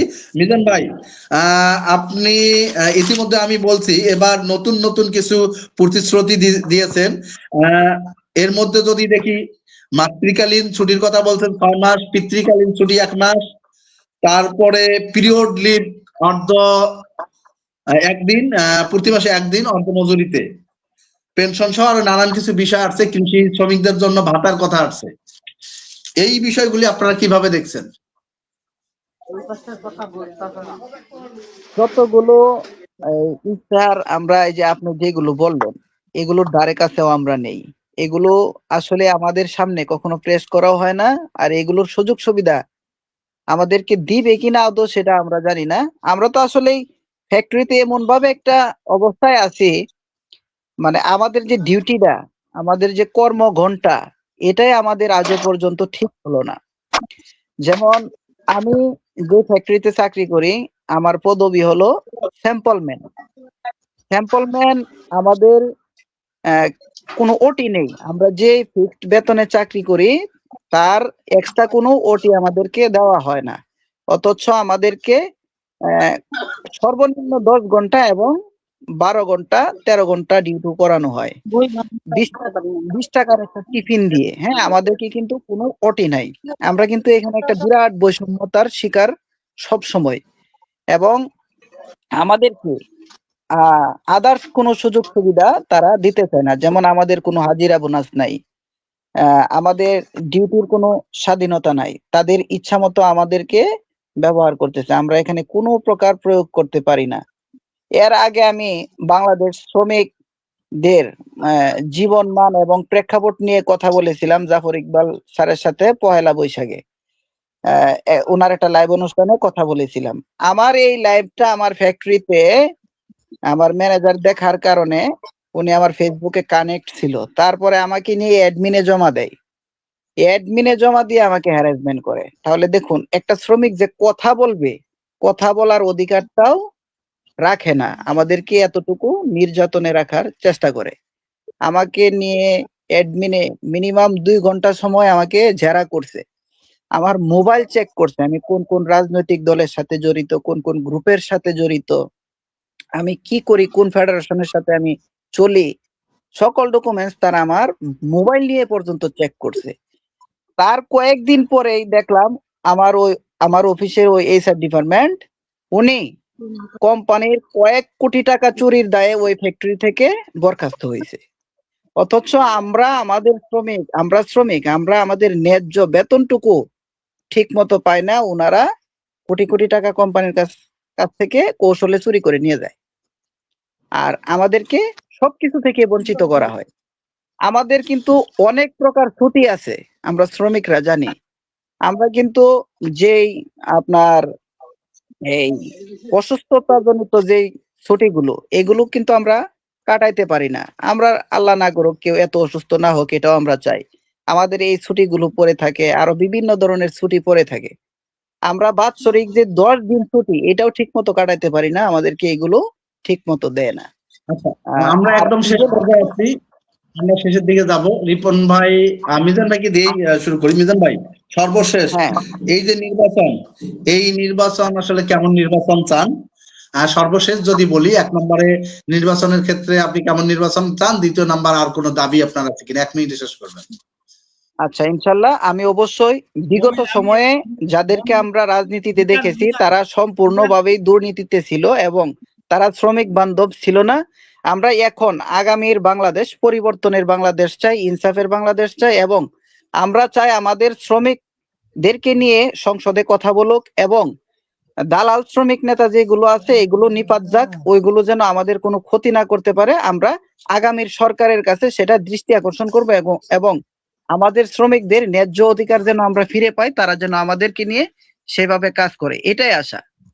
আচ্ছা আর মিজান, আর যেন আমাদের যেন মজুরি বৃদ্ধি হয়, আর মজুরি নিয়ে যেন কোনো শ্রমিকের জীবন না দিতে হয়, রাস্তায় না নামতে হয়, গুলি না খাইতে হয়, আমি ওইটাও চাই। আচ্ছা মিজান, আপনি যে কারখানাটাতে কাজ করেন আর আপনার বাড়ি যে এলাকায়, যেখানে আপনার জন্মভূমি আর কি, জি, এই জায়গাতে তো নির্বাচন করতেছে না, নির্বাচন হ্যাঁ, করছে, হ্যাঁ, হ্যাঁ। কারা কারা নির্বাচন করছে, এখানে কোন কোন দলের প্রার্থী আছে? এখানে আছে বিএনপির প্রার্থী এবং জামাত ইসলামের প্রার্থী আছে, হাত পাকার প্রার্থী আছে, কয়েকটা প্রার্থী আছে।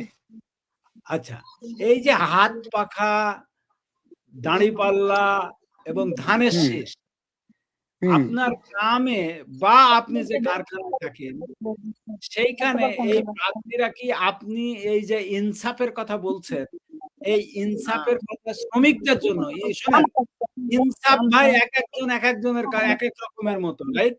সরকারি অফিসারের কাছে ইনসাফ এক রকমের, গার্মেন্ট শ্রমিকের কাছে ইনসাফ আর এক রকমের, আবার যে কৃষক তার কাছে ইনসাফ আরেক রকমের, রাইট? কৃষকের কাছে ইনসাফ হচ্ছে তার মজুরি, তার কৃষি পণ্যের দাম পাওয়া, তার সারের দামটা কমা, রাইট? শ্রমিকের কাছে হচ্ছে যেমন আপনি যে জিনিসগুলো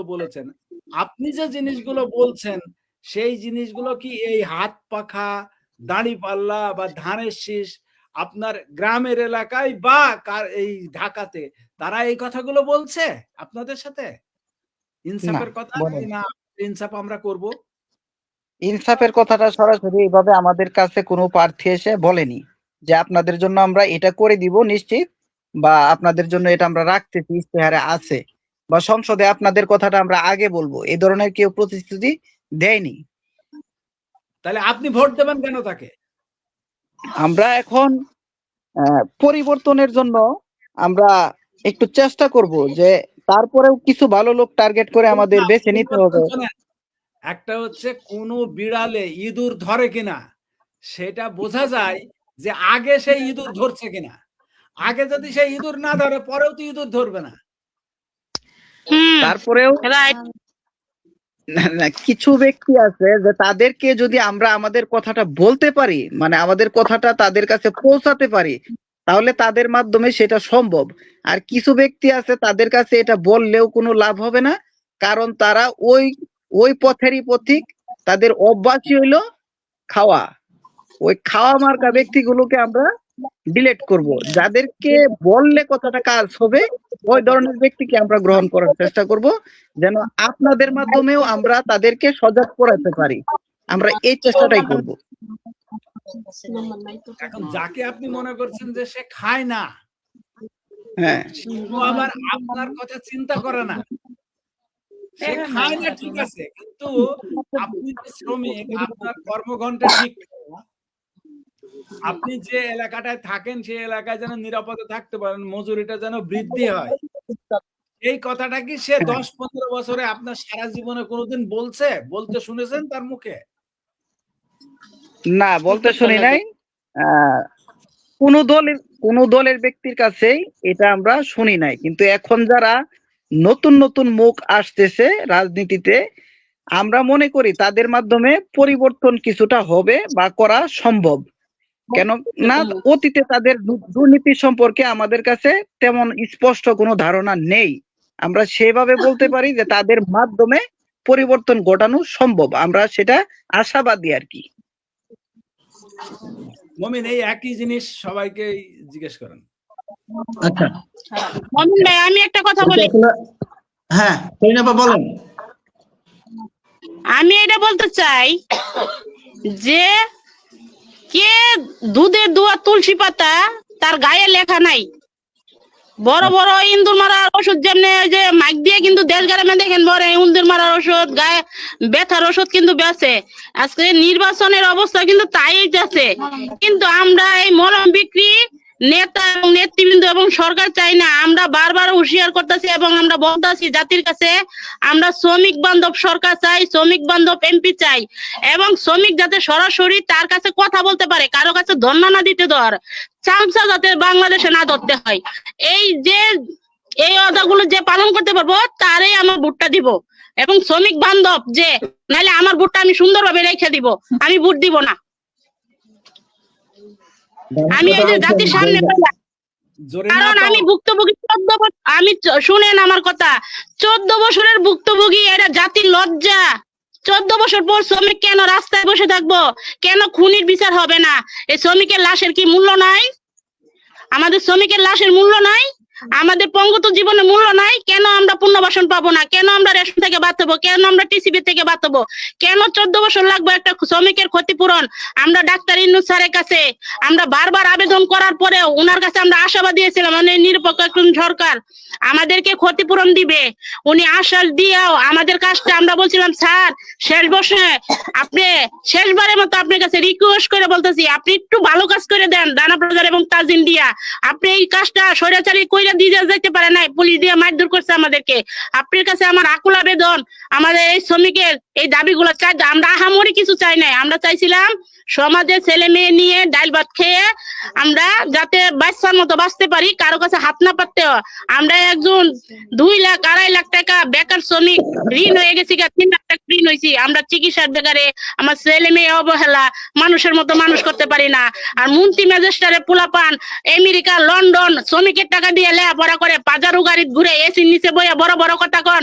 এসি গুলো করে আমি বলতে চাই এই লাইভের মাধ্যমে, আপনারা নির্বাচনের মাধ্যমে শপথ করার সাথে সাথে তার দিনের ক্ষতিপূরণ 4 দফা দিবেন, এবং বিএনপির কিছু এলাকার নেতা পেতা আছে আমাদেরকে হুমকি দিতেছে, নির্বাচনের বাদে দিন পুলিশ এনে পিটিয়ে তুলে দিব।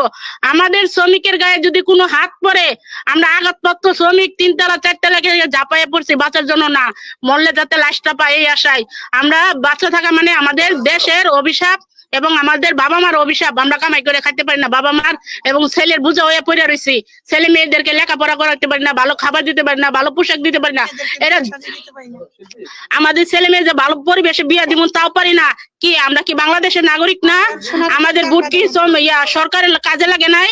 আমাদের সবচেয়ে বাংলাদেশের ভোট হইলো সরকারের ভোট। তাহলে আমাদেরকে কি অবস্থা করছে সেটা বলেন, আমরা কোন জায়গায় আছি? আমরা চাই এটা দ্রুত সমাধান, এবং যে কোনো সরকার আসুক, শ্রমিক বান্ধব সরকার আসবে এবং শ্রমিকের কাজ আগে করবে। শ্রমিক যাতে কারো ধর্ণা দিয়ে সচিবালয়ে যায় দাঁড়ায় থাকে না, পাশ না দিলে ঢুকতে পারবে না, আর কারো মাধ্যম যে লাগে না, শ্রমিকের কথাটা, শ্রমিকের কষ্টের কথাটা যে সরাসরি বলতে পারে, ওই ব্যবস্থাটা করে দিতে হবে। আমাদের এই দাবি, যে কোনো প্রার্থী আসুক, সকল প্রার্থীর কাছে আমার যে আসেন।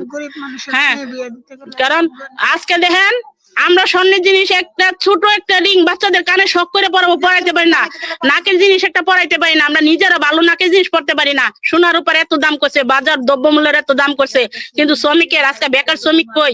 আমাদের কথা তো কারো মনে নাই। এই তারজিন রানা প্লাজার কিন্তু ভোলার কথা না, বাংলার ইতিহাসে কিন্তু এটা আছে। আপনারা কিভাবে ভুলে যান এই শ্রমিকের কথা? আমরা তো এখন বলতে পারি না। আমাদের সহকর্মী হারাইয়া আমরা একজন মানসিক সমস্যা হয়ে গেছে, একজন হাড়ের সমস্যা হয়ে গেছি। আমরা আজকে 3 মাস ধরে এই জায়গায় বসে রয়েছি। কোন কি হৃদয়মান ব্যক্তি আসছিলেন না বাংলাদেশে যে আমাদের পাশে দাঁড়ানোর জন্য? যে শ্রমিকটা কিসের জন্য 14 বছর ধরে রাস্তায় বলবো, আমাদের পাশে দাঁড়ানোর মতো, আমাদের ক্ষতিপূরণ আদায় করার জন্য। ডাক্তার ইন্দু স্যারের কাছে আমার আকুল আবেদন ছিল, আমি বারবার সচিবালয়ে গেছি, আমি উনার কাছে আবেদনও দিছি, উনার কাছে আমার শ্রমিকের তালিকাগুলো পছন্দ পড়ে, আমার তালিকাটা উনি কি করছে জানি না, আমাদেরকে হয়রানি করা হচ্ছে। এবং নির্বাচন হওয়ার পরে আমাদেরকে নাকি এনে পিঠে তুলে দিবে এই ভবন থেকে। আমাদের গায়ে যদি একটা আসুর পরে, আমরা শ্রমিকরাও দেখাই দিব শ্রমিকের হাত কত শক্ত। আমরা এবং এবারে আমরা মরবো, নাইতে কেউ মারবো। আমরা এই প্রস্তুতি নিয়ে ছেলে মেয়ে বাসায় ফালাইয়া আমরা আসছি না, আমাদের নিজের জীবনের ঝুঁকিপূর্ণ নিয়ে। আমরা ঝুঁকিপূর্ণ বিল্ডিং এ আছি, কেউ আমাদের পাশে নাই। কই গেল শ্রমিক নেতারা? কই গেল বাংলাদেশের সরকার? কই গেল বড় বড় এমপি মন্ত্রীরা? সবাই এই যে এনামের কথাই বলি, এনাম আমাদেরকে দিয়া, রানা প্লাজার তাজিন দিয়া কোটি কোটি টাকা কামাইছে। বাংলাদেশের যে সরকারি চাকরিজীবীরা একদিনে হাজিরা দিছিল, হাজিরার টাকাটা কই? ওই টাকাটা দিলে তো আমাদের রাস্তায় থাকতে হইতো না। আমাদের টাকা কই লুটপাট করে থুইছে বাংলাদেশ থেকে, এত এত টাকা বাগত আছে, ওই টাকাগুলো যা কই? শ্রমিক কল্যাণ তহবিল কার জন্য? সেন্টার ফান্ড কার জন্য? আমাদের শ্রমিকের জন্য। তাহলে আমাদের টাকা আমাদেরকে দিতে কষ্ট কিসের? বিজেএমের কাছে টাকা নাই? আমরা বারবার বিজিএমের কাছে গেছি, বিজিএমরাও আমাদেরকে পুলিশ দিয়ে মারধর করেছে। আমরা তো চাঁদাবাজি করতেছি না, আমরা পেট রাজনীতি নিয়ে বসছি, আমরা শ্রমিক, আমরা কোনো দেশ রাজনীতি করি নাই। তাহলে শ্রমিককে কেন হয়রানি করা হচ্ছে? যে কোনো সরকার আসুক, শ্রমিকের কোনো নিরাপত্তা দিতে পারে না। এখনো কিভাবে শ্রমিক পিটা, শ্রমিককে মিথ্যা মামলা দিয়ে ঝুলায় রাখে, জোর করে কাগজে সই নেয়, ভিতরে সই নিয়ে তারা এমন ফিঙ্গার করে ছাইরা দেয়, চাকরিও না কোনো এলাকায়। কি দুষ করছে শ্রমিক? অর্থনীতির চাকা ঘুরাইয়া। শ্রমিকের কি প্রাপ্য? আমরা আমাদের ভাগ্যর উন্নত চাই এবং শ্রমিক বান্ধব সরকার চাই, এবং নির্বাচনের শপথ করার, যে কোনো সরকার আসুক, শপথ হওয়ার সাথে সাথে আমাদের ক্ষতিপূরণ চাই। এটা আমার জাতির কাছে দাবি এবং বাংলার রাষ্ট্রের কাছে আমার এই দাবি, এবং সুশীল সমাজের মান্যগণ্য ব্যক্তিদের কাছেও আমার দাবি। আমরা 14 বছর ঘুরছি, আমরা রমজানের আগে আমাদের ক্ষতিপূরণ তুললে দেওয়া এবং আমাদের হাতে আমাদের নিরাপত্তা জায়গায় যাওয়ার ব্যবস্থা করবেন সবাই। এটার সাথে আমাদের সাথে সবাই আগে আসেন, এবং আমার দাবিগুলো যুক্তির দাবি, আমি কিন্তু অযুক্তির দাবি করি নাই। 4 দফা দাবি আমার যুক্তির দাবি, একটা দাবি আমার ফালানোর মতো না। আমি এটা সকলের কাছে আশাবাদী, সকলে এই দাবির সাথে একমত থাকবেন, এতটুকুই আমার কোয়া। আমি এতটুকুই বললাম। যুক্তিযুক্ত কথা, এবং আসলে এই কথাগুলি জরিনা আপারা দীর্ঘ সময় ধরে বলে আসছেন, কিন্তু দুর্ভাগ্য আমাদের ইতিমধ্যে এর আগের সরকার বলেন এবং বর্তমান যে সরকার আছে তারাও জরিনা আপাদের অনেক আশ্বাস দিয়ে শেষ পর্যন্ত আসলে ওই যে কথার ফুলঝুরির মতোই কথা বলে গেছেন, আশ্বাস দিয়ে গেছেন, বাস্তবায়ন করেননি। আমরা সামনে জানি না কি হবে, সামনে যারা আসবেন তারাও যে প্রতিশ্রুতি দিচ্ছেন তারা মানবেন কিনা। আচ্ছা, আমি যদি আপনাদের কথার সাথে একটু যুক্ত করি, আপনাদের কথা থেকেই বোঝা যাচ্ছে যে আমাদের শ্রমজীবী মানুষ যারা বিভিন্ন কলে কারখানায় কাজ করে, এই যে নির্বাচনের বিভিন্ন প্রচারণা গেল, এখানে প্রার্থীরা নানান মানুষের কাছে গেলেন, কিন্তু আমরা আপনাদের আলোচনা থেকেই যদি আমরা সারমর্মটা টানি, তাহলে দেখা যায় কি এই প্রার্থীরা শ্রমিকদের কাছে যায়নি, শ্রমিকদের কাছে প্রতিশ্রুতি দেয়নি। এই যে দেখেন গাজীপুরে আমি যে আসনে আছি 2 নং আসনটাতে, এখানে সর্বোচ্চ ভোটার প্রায় 7-8 লক্ষ প্লাস ভোটার এখানে একটা আসনেই। এইখানেও আমি আমার চোখে পড়ে নাই আসলে কোন প্রার্থী কোন শ্রমিকের কাছে আসা, কোন কারখানায় আসা, কোন শ্রমিক অঞ্চলে এসে শ্রমিকদের সাথে মত বিনিময় করা যে আপনাদের কষ্টগুলি কি, আপনাদের সংকটগুলি কি, আপনাদের দাবিগুলি কি, এইগুলি আসলে আমিও আমার চোখে পড়েনি। তারা ওই বড় বড় জায়গাগুলি বড় বড় মানুষদেরকে নিয়ে ওই এসি রুমে বড় বড় হল রুমে তারা আলোচনা করেছেন, কিন্তু শ্রমিকদের কাছে আসেননি, শ্রমিকের সংকটের কথাগুলিও তারা তুলেননি। তারা ঘরে বসে কিছু ইশতেহার তৈরি করেছেন, তাদের মন মতো কিছু কথা তৈরি করেছেন, কিন্তু প্রকৃতপক্ষে যে মানুষগুলির সংকট, যে মানুষগুলির সমস্যা, সেই মানুষগুলির সাথে আলোচনা করে সেই সমস্যাগুলি বের করা, তারপরে না এগুলি সমাধানের জন্য রাস্তা বের করা, পরিকল্পনা করা, কিন্তু সেই মানুষগুলিকে এখন পর্যন্ত আসলে সেই মূল্যায়নটা করা হয়নি। এবং সেই মূল্যায়ন না করতে করতে নির্বাচনী প্রচারণা শেষ। একটা ইশতেহার দিয়েছেন, জানি না নির্বাচনের পরে সেই ইশতেহার যারা ক্ষমতায় আসবেন তারা কতটুকু বাস্তবায়ন করবেন। রিপন ভাইয়ের কাছে আমার একই প্রশ্ন যেটা জাফর ভাই সাজু ভাইয়ের কাছে প্রশ্নটা করছিলেন, যে এই যে আমরা তো আসলে দেখলাম জানলাম, আমাদের কাছে কেউ আসলো না, প্রতিশ্রুতি দিল না, কথা দিল না, কথা বললো না, আমার সাথে সম্পর্ক হলো না, আমি কিসের বিশ্বাসে, কিসের ভিত্তিতে তার সাথে আমি সম্পর্ক করব, তাকে আমি আমার মহামূল্যবান ভোটটি, যেটা দীর্ঘ 5 বছর পরে আমি একবার সুযোগ পাই, সেই ভোটটি আমি কিসের ভিত্তিতে দিব? যদি মিজান ভাই আলোচনা করেন। মিজান ভাই না আচ্ছা, আসলে আমরা তো শ্রমিক হিসাবে মূল্যায়ন কোনো কিছু কোনো রাজনৈতিক দলের কাছে আমরা হতে পারি নাই, মূল্যবান কিছু হতে পারি নাই। আমার একটা ভোট আছে। রিপন, আরেকটা জিনিস আপনি যখন বলবেন তখন এটাও একটু বলেন। আপনি এখন বাড়িতে আছেন যশোর এলাকায় কে কে প্রার্থী আছে, কোন কোন দলের, আর আপনার কারখানা যেখানে সেখানে কোন কোন দলের প্রার্থী আছে, তারা কে কি বলছে সেটাও একটু আপনার আলাপের মধ্যে। হ্যাঁ, আমি যে এলাকায় চাকরি করি সেখানে আছে বিএনপির প্রার্থী আছে 2 জন, একজন স্বতন্ত্র আছে আর একজন আছে দলীয় পর্যায় থেকে আছে বিএনপির, আর জামাতে ইসলামের একজন আছে, হাত পাকা আছে। আর ওখানে ইপিজেড এলাকা, ইপিজেড কে কেন্দ্র করে কোনো একটা প্রোগ্রাম নাই। এখানে প্রায় 20-30 হাজার শ্রমিক আছে, আরো বেশি হইতে পারে, আমি আনুমানিক বলছি। কিন্তু ওইখানে সামনে, গেটের সামনে, শ্রমিকদের উদ্দেশ্যে কোনো একটা বক্তব্য দেওয়া চলতি অবস্থায় এরকম দৃশ্য চোখে ধরা পড়েনি। মানে শ্রমিকদেরকে উল্লেখ করে কিছু যে তাদের চিন্তা ভাবনা, এটা নাই। ঠিক আছে, না কোনো দলের না। মানে এখানে যে একটা এলাকা শ্রমিক, গার্মেন্টস শ্রমিক এখানে আসা যাওয়া করে, তাদের গেটের সামনে কথা বললে শ্রমিকরা শুনবে, এটাই মনে করে নাই। শুধু ওই মিডিয়ায় এসে যেগুলো আপনারা দেখছেন যে এই শ্রমিকদেরকে প্ল্যান করতেছে, এটাই সারা বাংলাদেশকে দেখাইছে। এটা গেল আর একটা কথা। আর আমার এলাকায়, যে এলাকায় আমি ভোটার এলাকায় বাড়ি, সেখানে তো শ্রমিকের প্রশ্ন আসে না। আমি যে গার্মেন্টসে চাকরি করি, এটা এই হিসাবে আমার বাড়ি কেউ আসে নাই। ঠিক আছে, ওই আমার বাপ চাচারা জন্মগত ভাবে যেভাবে দলীয় আছেই, তো সবাই তো একটা দল থাকে, সেই হিসাবে আমার এলাকায় আসছে ভোট চাইতে, আর সেই হিসাবে হয়তো আমার ভোট দেওয়া লাগবে। কিন্তু আমি যে আর একটা জগতে আছি, আর এক জায়গায় অবহেলিত, আমার তার একটা জগৎ আছে, এটা কেউ ভাবে না। আর এই জরিনা আপা যেটা বললো যে এরা এখনো রাস্তায়, যতই দাবি দাবা করুক, এই নেতারা, এই বিভিন্ন দলের নেতারা যদি কোনো কিছু বাস্তবায়ন করতে হয় শ্রমিকের জন্য, তাহলে করতে হবে বাংলাদেশে শ্রম আইন আছে, সেই শ্রম আইনটাও বাস্তবায়ন নাই।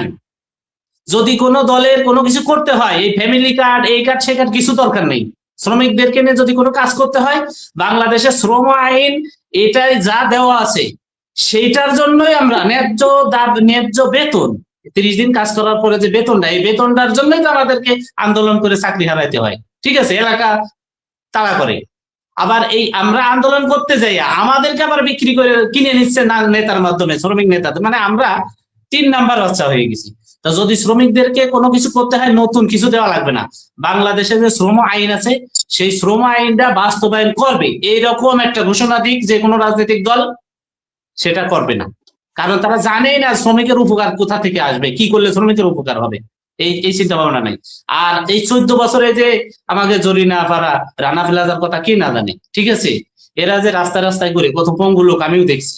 তো এদেরকে যদি আমাদেরকে ফ্যামিলি কার্ড না দিয়া যদি কিছু উপকার করতে হয়, তাহলে এই যে 1,500, 2,000, 3,000 লোক, কতজন হাতে গোনা লোক, আর এদের তো একটা টাকা ফান্ডিং ছিল, ঠিক আছে, হয়তো বা শেখ হাসিনা সরকার এটা খাই ফেলাইছে, কিন্তু সরকারের কাছে কিছু টাকা ছিল, সেই টাকাটাও দেয় নাই।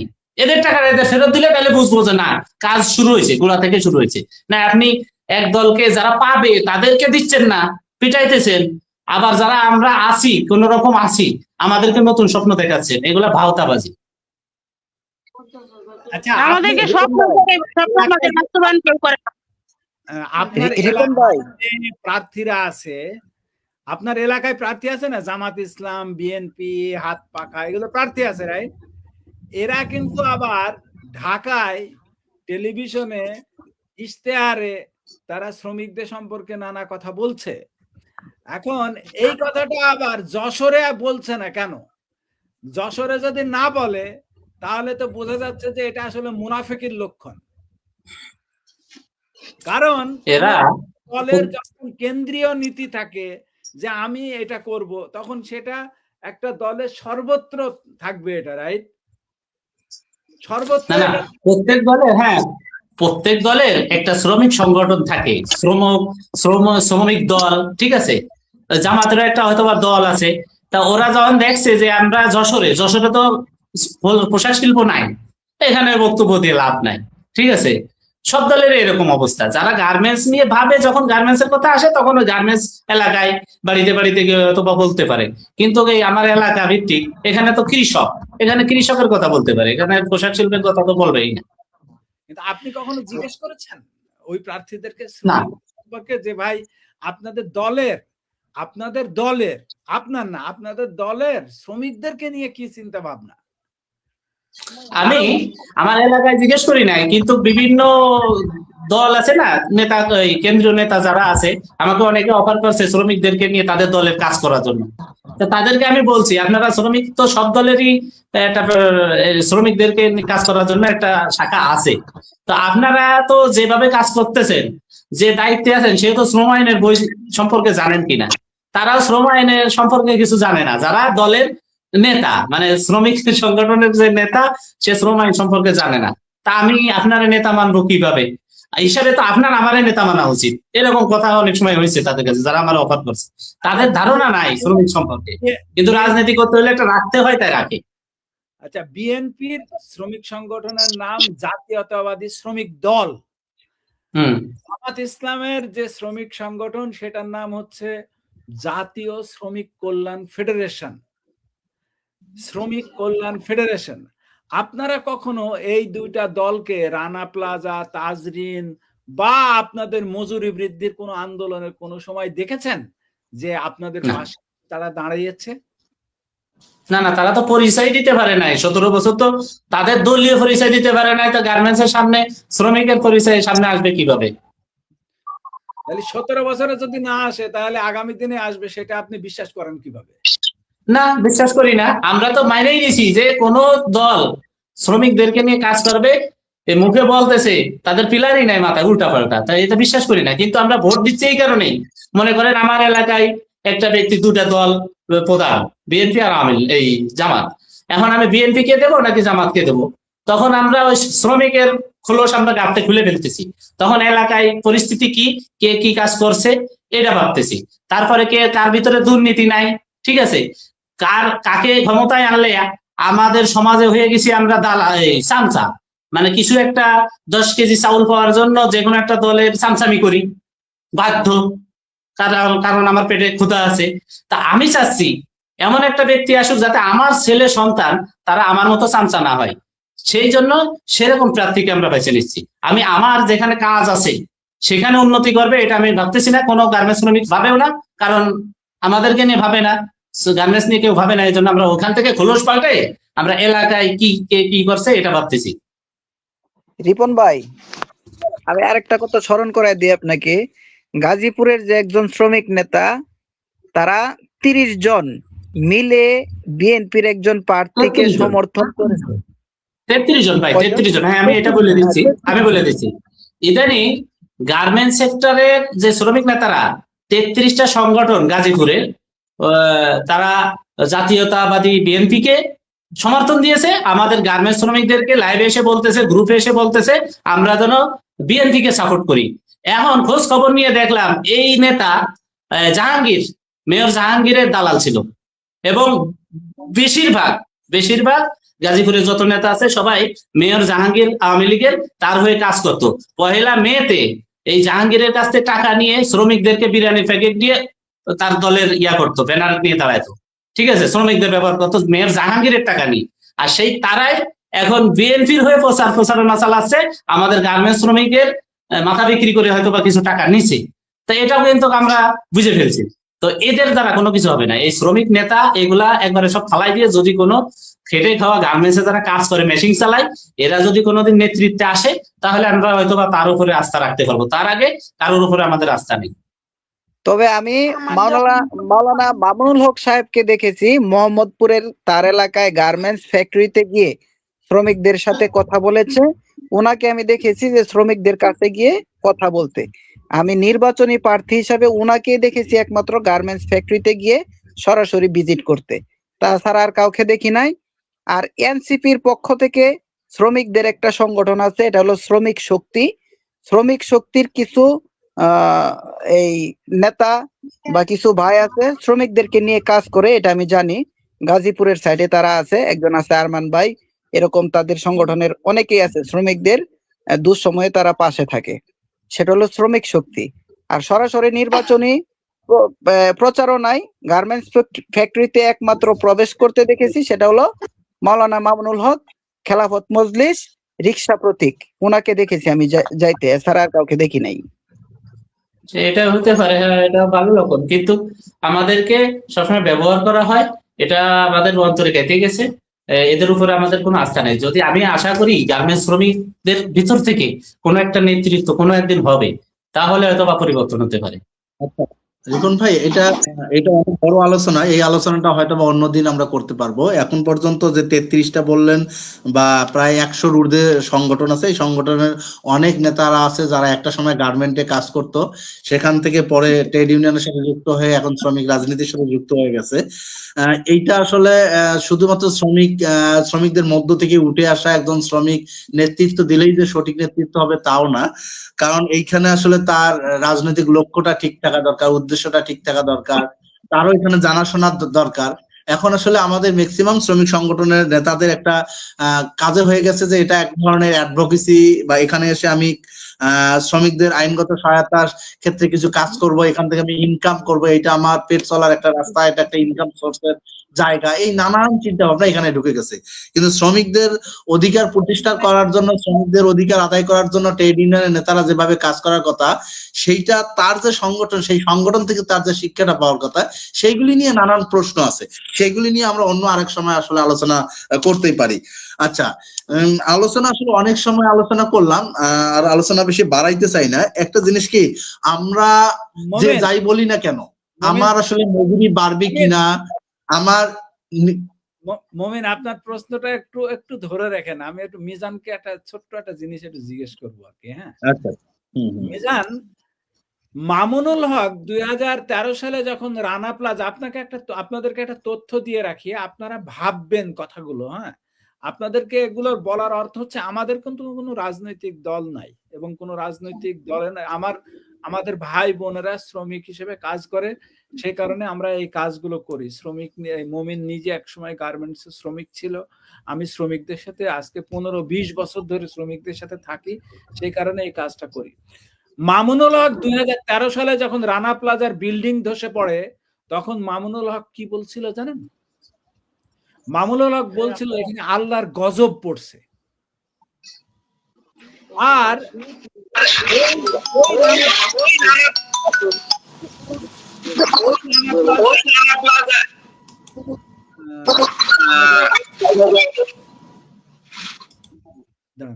আচ্ছা, ওই রানা প্লাজাতে যখন ভবন ধসে পড়ে, তখন এই রানা প্লাজার যে রানার পক্ষের উকিল, সেটাকে জানেন? এই উকিলকে? রানার পক্ষে, শ্রমিকদের বিপক্ষে আর রানার পক্ষে, তার নাম হচ্ছে শিশির মনির, জামাত ইসলামের নেতা। রিপন আপনি জানেন কিনা আমি জানি না, রিপন জানেন?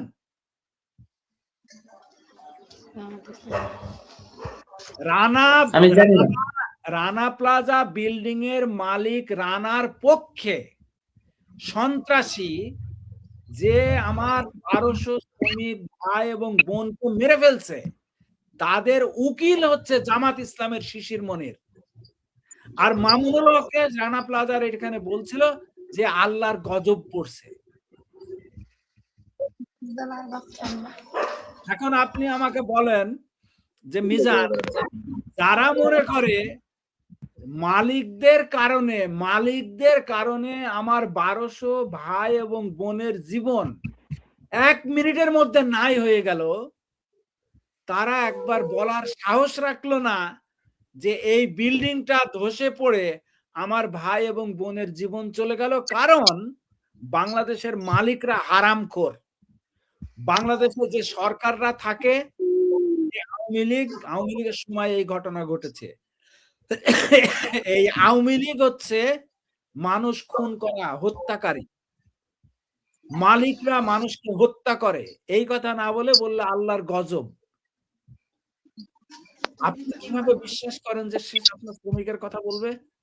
যার এই নৈতিক সাহস নাই যে বলতে পারে যে এইটা মালিকদের মুনাফাখোরির কারণে, হারামখোরের কারণে, হারাম খাওয়া না, 1200 শ্রমিককে জোর করে বিল্ডিং এর মধ্যে ঢুকায় দেওয়া, এটা এর চাইতে হারামখোর কাজ আর কি হতে পারে? আপনি আমাকে বলেন তো।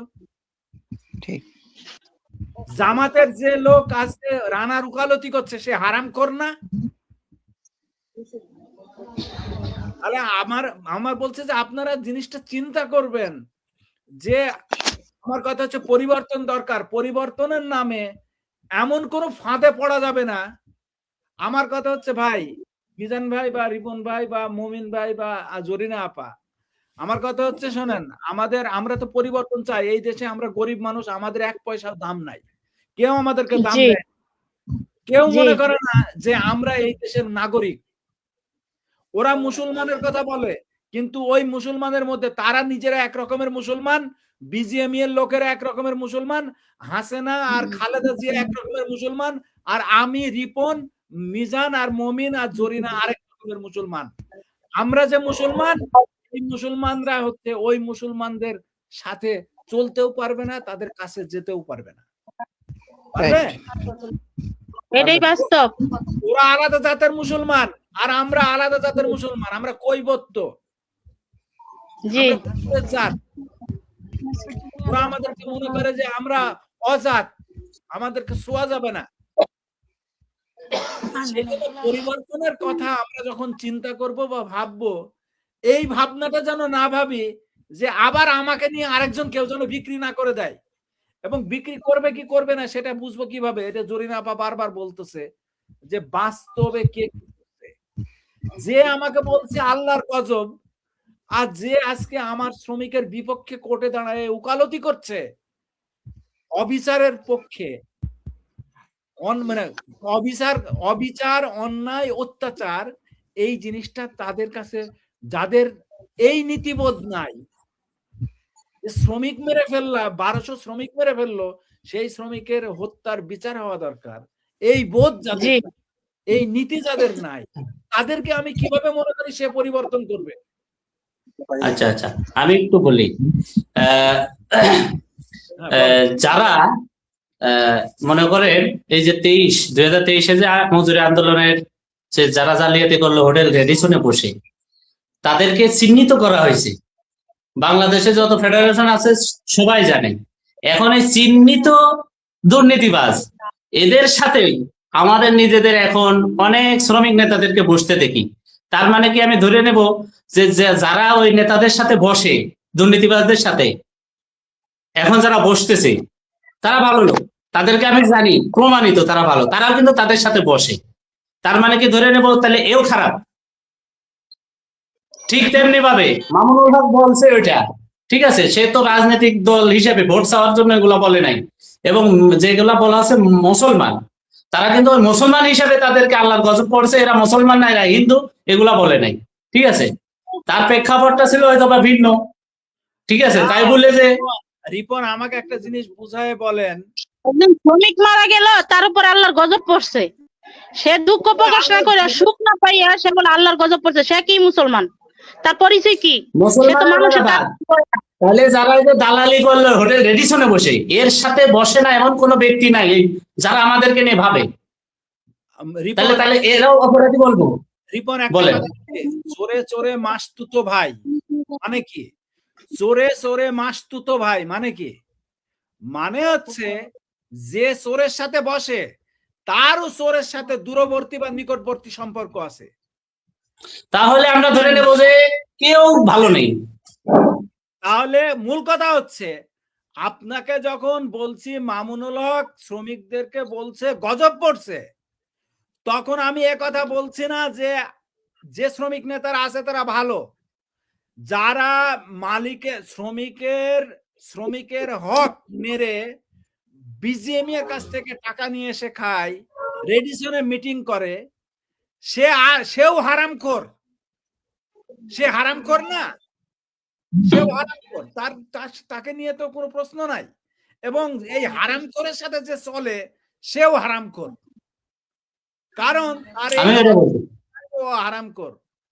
আবার এটাও সত্য কথা, যদি আমি মনে করি মামুনুল হক, জামাত ইসলাম তারা সৎ এবং সত্য এবং ন্যায়ের পথে আছে, তাহলে সত্য এবং ন্যায়ের পথে যদি থাকে, তাহলে মামুনুল হক বা জামাত ইসলাম এই 14 বছরে আমার তাজরিনের ভাই বোন, রানা প্লাজার ভাই বোনের ন্যায় এবং ইনসাফের পক্ষে কতদিন যে প্রেস ক্লাবে দাঁড়াইছে, কতদিন এসে আশুলিয়ায় দাঁড়াইছে, কতদিন এসে 2010 সাল থেকে 2025 সালের মধ্যে কমপক্ষে 4 বার মজুরি আন্দোলন হয়েছে।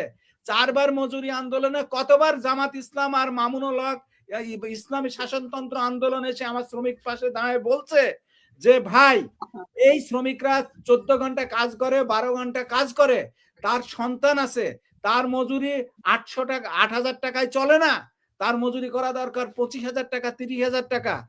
আচ্ছা, বুঝলাম যে আসলে গাজীপুরে বলে নাই, টেলিভিশনে একটা প্রেস রিলিজ দিয়ে কোনোদিন বলছে মামুনুল হকরা বা যে ইসলামী শাসনতন্ত্র আন্দোলন বা জামাত ইসলাম যে শ্রমিকদের মজুরি ভাই এই 8,000 টাকায় শ্রমিকরা চলতে পারে না, এটা তাদের প্রতি অন্যায়।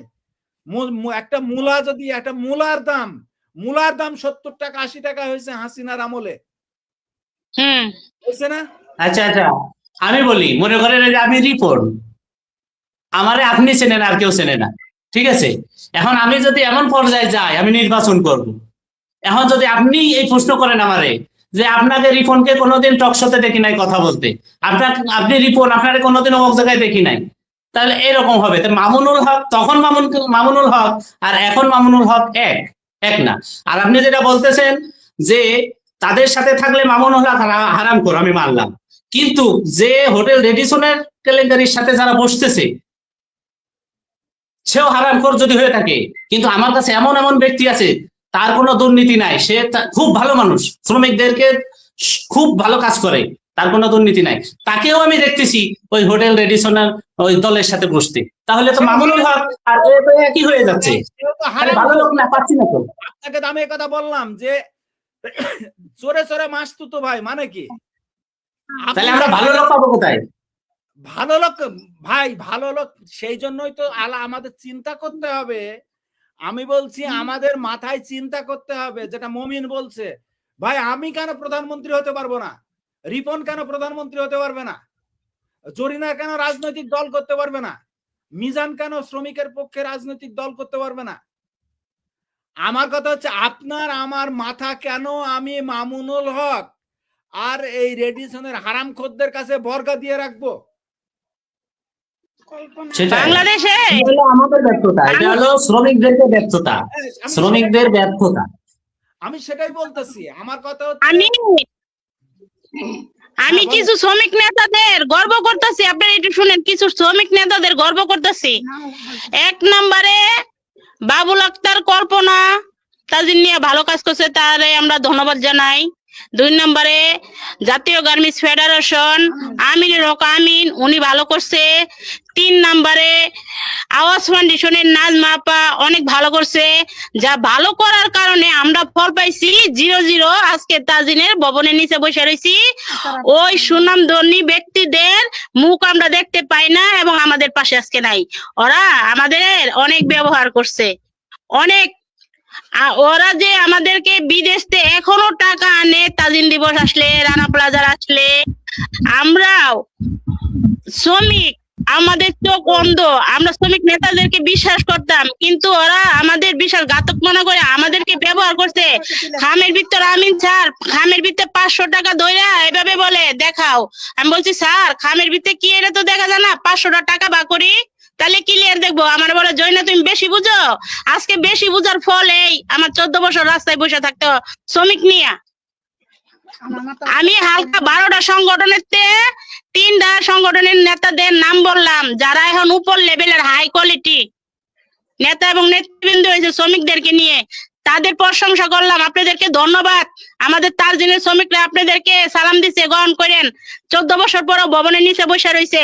যে শ্রমিকদেরকে আপনারা অনেক আশা দিছিলেন, যে শ্রমিকদেরকে নিয়ে ওই মাথা বেচছে, আজকে বাড়ি গাড়ি নিয়ে আজকে গাড়ি ঘুরতেছেন, এসির নিচে ঘুমাইতেছেন, শ্রমিকরা খোলামেলা আকাশের নিচে থেকে আপনাদের জন্য আল্লাহ আপনাদেরকে হেদায়েত করুক, দোয়া করতেছে আপনাদেরকে নেক হায়াত দান করুক। এইভাবে যদি শ্রমিক করে ব্যবহার করতে পারেন আপনারা। আমার ওই কথাগুলো মন দিয়ে শুনেন, যে আমি কি মিথ্যা কথা বলতেছি নাকি আমি জজের সামনে উঠে বলতে পারবো যে এই নেতাগুলো আমাদেরকে কি ব্যবহার করছে। আর ওরা আমাদের 500 টাকা 1 প্যাকেট বিরিয়ানি দিয়ে কি ক্ষতি করছে। তখন আমরা ছিলাম, আমরা বুকার স্বর্গে বাস করতাম, আমরা শ্রমিক, আমরা বুঝতাম না যে আমরা আমাদের এত দূর রাস্তা আছে, আমরা এত দূর যাইতে পারবো। আমরা মালিকের কাছে এই পাওনা, সময় এই আছে, আমাদের অধিকার এই, আমার চাওয়া এই, আমার সংবিধানে আমি এই পাবো, কিন্তু আমরা এটা জানতাম না। 14 বছরে আমি জানি না, অনেক কিছু শিখছি এবং অনেক গেছি, অনেক লোকের লোক চলছি, অনেক কিছু দেখছি, অনেক মানুষের রূপ, অনেক মানুষের সততা, অনেক মানুষের আদর্শ, সবকিছু দেখা শেষ। এখন নেতা ছাড়া বসছি, যে ওই যে নেতা করে আজকে গর্ব করলাম, এই নেতা করে মুখ দেখলাম না। একদিন ওই নেতারা এসে আমাদেরকে বাড়ি বাড়িতে খুঁজতো, ওই দেশের থেকে আনতো, মেডিকেলে যায় খুঁজছে। আজকে 14 বছর পরও রাস্তায় বসে রয়েছি, ওই নেতাগুলা নাই। হালকা 3 জন সংগঠনের নাম বললাম, কিন্তু 12টা সংগঠনে জানানো হয়েছিল যে তাজিনের শ্রমিক এই জায়গায়, মিশু আপার মাধ্যমে, যে তাজিনের শ্রমিকরা এই জায়গায় বসে রয়েছে, আপনারা কি ওদের জন্য কিছু করেন, ওদের খাবারের ব্যবস্থা করেন। প্রত্যেকটা নেতারাই না বলছে। ওরা কয়দিন পরে এইভাবে উঠে পড়বো কেন? আমরা কি ভিক্ষুক? আমরা ভিক্ষার জন্য বসছি? আমি আমার পাওনার ন্যায্য ক্ষতিপূরণের লেগে বসছি, আমি আমার অধিকারের জন্য বসছি, আমি আমার শ্রমিকের অধিকারের জন্য বসছি, আমি 172 জনের শ্রমিকের প্রতিনিধি হিসাবে বসছি। আমি আমার পাওনা যতদিন না দিবে এই ভবন আমরা ছাড়বো না, এবং এই ভবন সরকারি ভাবে আওতায় নিয়ে এটা আমাদেরকে পুনর্বাসন করতে হবে এবং মালিকের শাস্তি দিতে হবে। এবং নির্বাচনের আগে জানায় রাখলাম, নির্বাচন হওয়ার সাথে সাথে, শপথ করার সাথে সাথে আমাদের ক্ষতিপূরণ দিতে হবে, এক জীবনে সমতুল্য ক্ষতিপূরণ। আপনাদের এই যে রানা প্লাজার এইগুলা, তাজরিন ফ্যাশনের এইগুলা, মানে এগুলা আপনাদের এই আপনাদের একটা দিবস আসে, এই দিবস আসলেই আপনাদেরকে দেখি এবং আমাদের কিছু করার নেই। কিন্তু বিষয়টা হলো, আমরা গার্মেন্টস শ্রমিক, আপনি কি বিশ্বাস করেন যে আপনারা আমার 14 বছরে দেখেন না, 3 মাস যে বেশ ক্লাবে ছিলাম তখন দেখেন না? আচ্ছা, আমি তো আপনার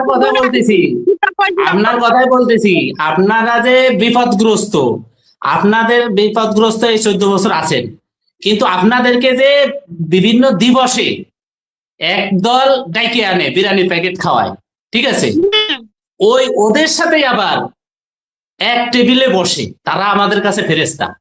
এটা কি আপনারা জানেন? কেউ ভালো নেই।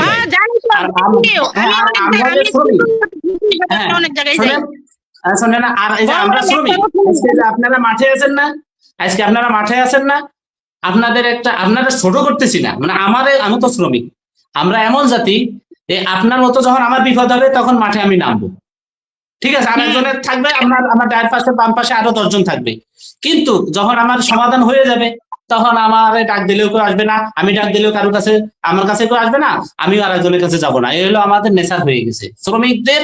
আসলে আমি যে কাজ করি, তো আমি এগুলো নিয়ে কথা বলি, সচেতনমূলক কথা বলি, গার্মেন্টস শ্রমিকদেরকে বলি, আমি ভিতরেই থাকি। কিন্তু আমার কাছে এমন রাগ হয় এই শ্রমিকদেরকে, মানে আরো এদেরকে হয়রানি করা উচিত, আমার কাছে এরকম মনে হয়। নিজের শ্রমিক হয়ে আর একজন শ্রমিকের উপরে এরকম অভিশাপ আছে। আপনাকে বলার জন্য অসংখ্য ধন্যবাদ। আরো হয়রানি করুক, কিন্তু শ্রমিকের পাওয়া, শ্রমিকের অধিকার শ্রমিক ছাড়বে না, কেউ কোনো দালাল ধরে না। শ্রমিক থেকে শ্রমিক নেতা বানায়, শ্রমিক থেকে শ্রমিক নেতা হইয়া আমরা আদায় করে থাকবো ইনশাল্লাহ। আপনার সাথে আরো লোক ছিল, তারা হয়তো ওরা কিছু পাইছে, তারা এক সাইড কেটে গেছে। তো এই নেশাটা আমাদের কেন? না না না, 172 জন এবং 49 জন শ্রমিক আছে, সরকারি তালিকা আসতে পারে নাই, ওরা সম্পূর্ণ আছে। আমাদের কোনো ওই বিএমপি, জামাত, শিবির এসব ভাগাভাগি নাই। আমরা শ্রমিক, আমরা তাজিনের শ্রমিক, আমরা আহত শ্রমিক, আমরা আহত শ্রমিক, এইভাবে একজুট আছি। আপনি কালকে নিয়ে যা বলতে ডাকেন যে আমার 172 জন নিয়ে যাইতে, আপনার অফিসে জায়গা আসবে কিনা সেটা বলেন। এই যে শ্রমিক আমার পাশেই সবাই দাঁড়ায় রয়েছে, দেখেন। আমি আপনাদের নিয়ে বলতেছি না, আমরা সকল শ্রমিকের কথা বলতেছি।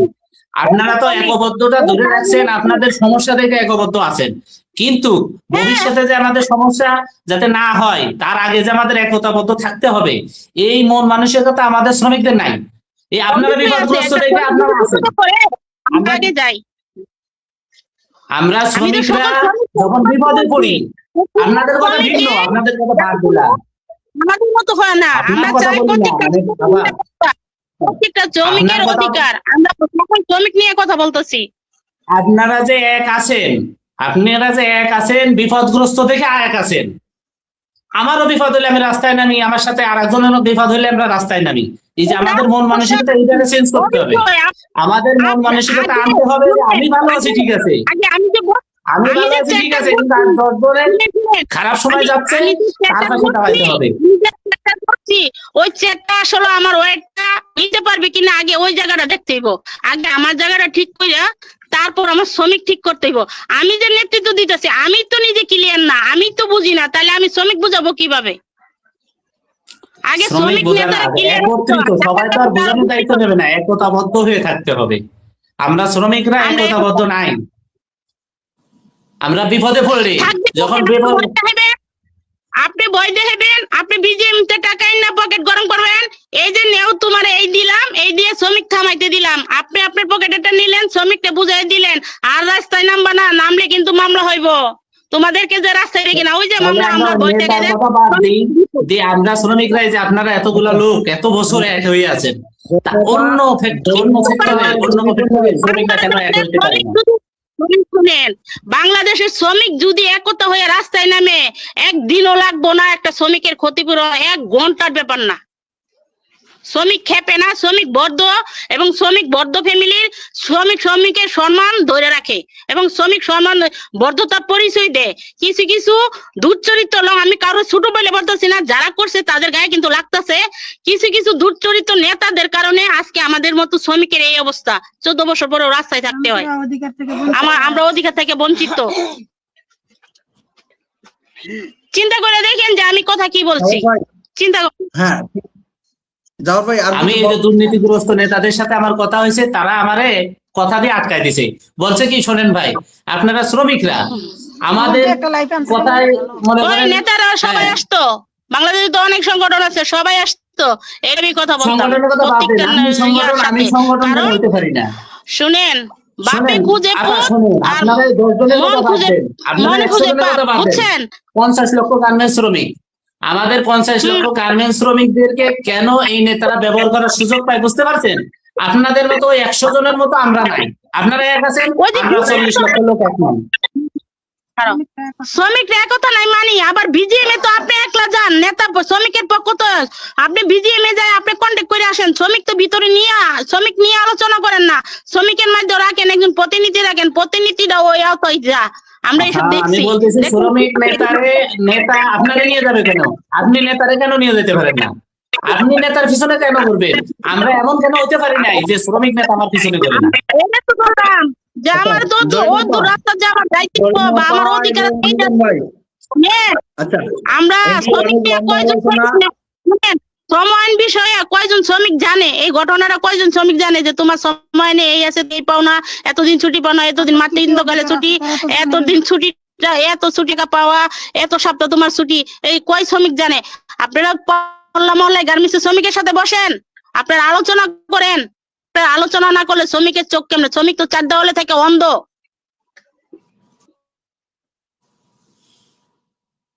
জাফর ভাই শোনা যায় না আপনাকে?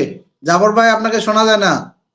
আচ্ছা, একটা হচ্ছে জরিনা আপা একটা ভালো কথা বলছে, রিপন এবং জরিনা আপার মধ্যে কিন্তু কোনো পার্থক্য নাই, মানে একই কথা দুজন মানুষ বলছে, শুধু দুই ভাবে বলছে। হ্যাঁ, মূল জিনিসটা কি? উনি আমাকে ভাবছে যে আমি শ্রমিক নেতা। না, মূল কথাটা হচ্ছে জরিনা আপা একটা কথা বলছে যে 40 লক্ষ গার্মেন্ট শ্রমিক, আমরা যদি আজকে রাস্তায় নামি, কালকে রানা প্লাজার এবং তাজরিনের শ্রমিকের ক্ষতিপূরণ হয়ে যাবে। এটা বিশ্বাস করেন? যে শুধুমাত্র আমাদের একটাই দাবি, যেটা হচ্ছে যে রানা প্লাজা তাজরিনের শ্রমিকদের ক্ষতিপূরণ দিতে হবে। আমরা একক একটা সংগঠন, আমাদের পরিচয় আমরা শ্রমিক, এবং আপনি যে মুহূর্তে এটা করতে পারবেন সেই মুহূর্তে আপনার কাজের ঘন্টাও 8 ঘন্টা হবে, আপনার মজুরিও 30,000 টাকা হবে। আপনাকে নিয়ে এই যে সকাল বিকাল সবাই বিক্রি করে, শ্রমিকদেরকে সবাই বিক্রি করে, শুধু রাজনৈতিক দল বিক্রি করে তা না, শ্রমিক নেতা বিক্রি করে, শ্রমিক নেতার পাতি নেতা আপনাকে বিক্রি করে, আবার বড় বড় এনজিওরা বিক্রি করে। বিদেশে বসে আছে এরকম বহু মানুষ আপনাদেরকে প্রত্যেকদিন এই বিক্রিটা কি কারণে করে জানেন? এটা হচ্ছে যে ক্ষেত্রে যে জমির কৃষক নাই, যে জমিতে কৃষক চাষ করে না, কি হয়, তার জমি অন্যরা চাষ করে, তার জমি আগাছায় ভরে যায়। শ্রমিকের অধিকার শ্রমিকদেরকেই আদায় করতে হবে, এটাই প্রধান জিনিস। আমি আপনাদেরকে বলে রাখলাম, এই কথাটা আপনাদেরকে বলে রাখলাম, এবং মনে রাখবেন, যদি নিজেদের অধিকার আদায় করতে চান তাহলে শ্রমিকের অধিকার শ্রমিককেই প্রতিষ্ঠা করতে হবে, অন্য কেউ আপনার এই কাজ করে দেবে না। যে মুহূর্তে অন্যজন বলবে যে আমি আপনার কাজ করে দেব, মনে রাখবেন সে আপনাকে বিক্রি করে দেবে। হ্যাঁ, এর মধ্যে কি সৎ ভালো মানুষ নাই? আছে। 1000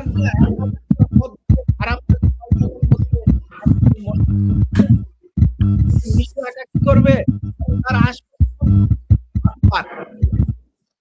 তার আশপাশে যে 20 জন 25 জন যে 100 জন শ্রমিক নেতা আছে সব বাটপার। এবং মোশরাফে মিশু আপনাদের ভাগ্যের পরিবর্তন করতে পারবে না যতক্ষণ পর্যন্ত না আপনারা নিজেরা আপনাদের ভাগ্যের পরিবর্তন করতে চাইবেন।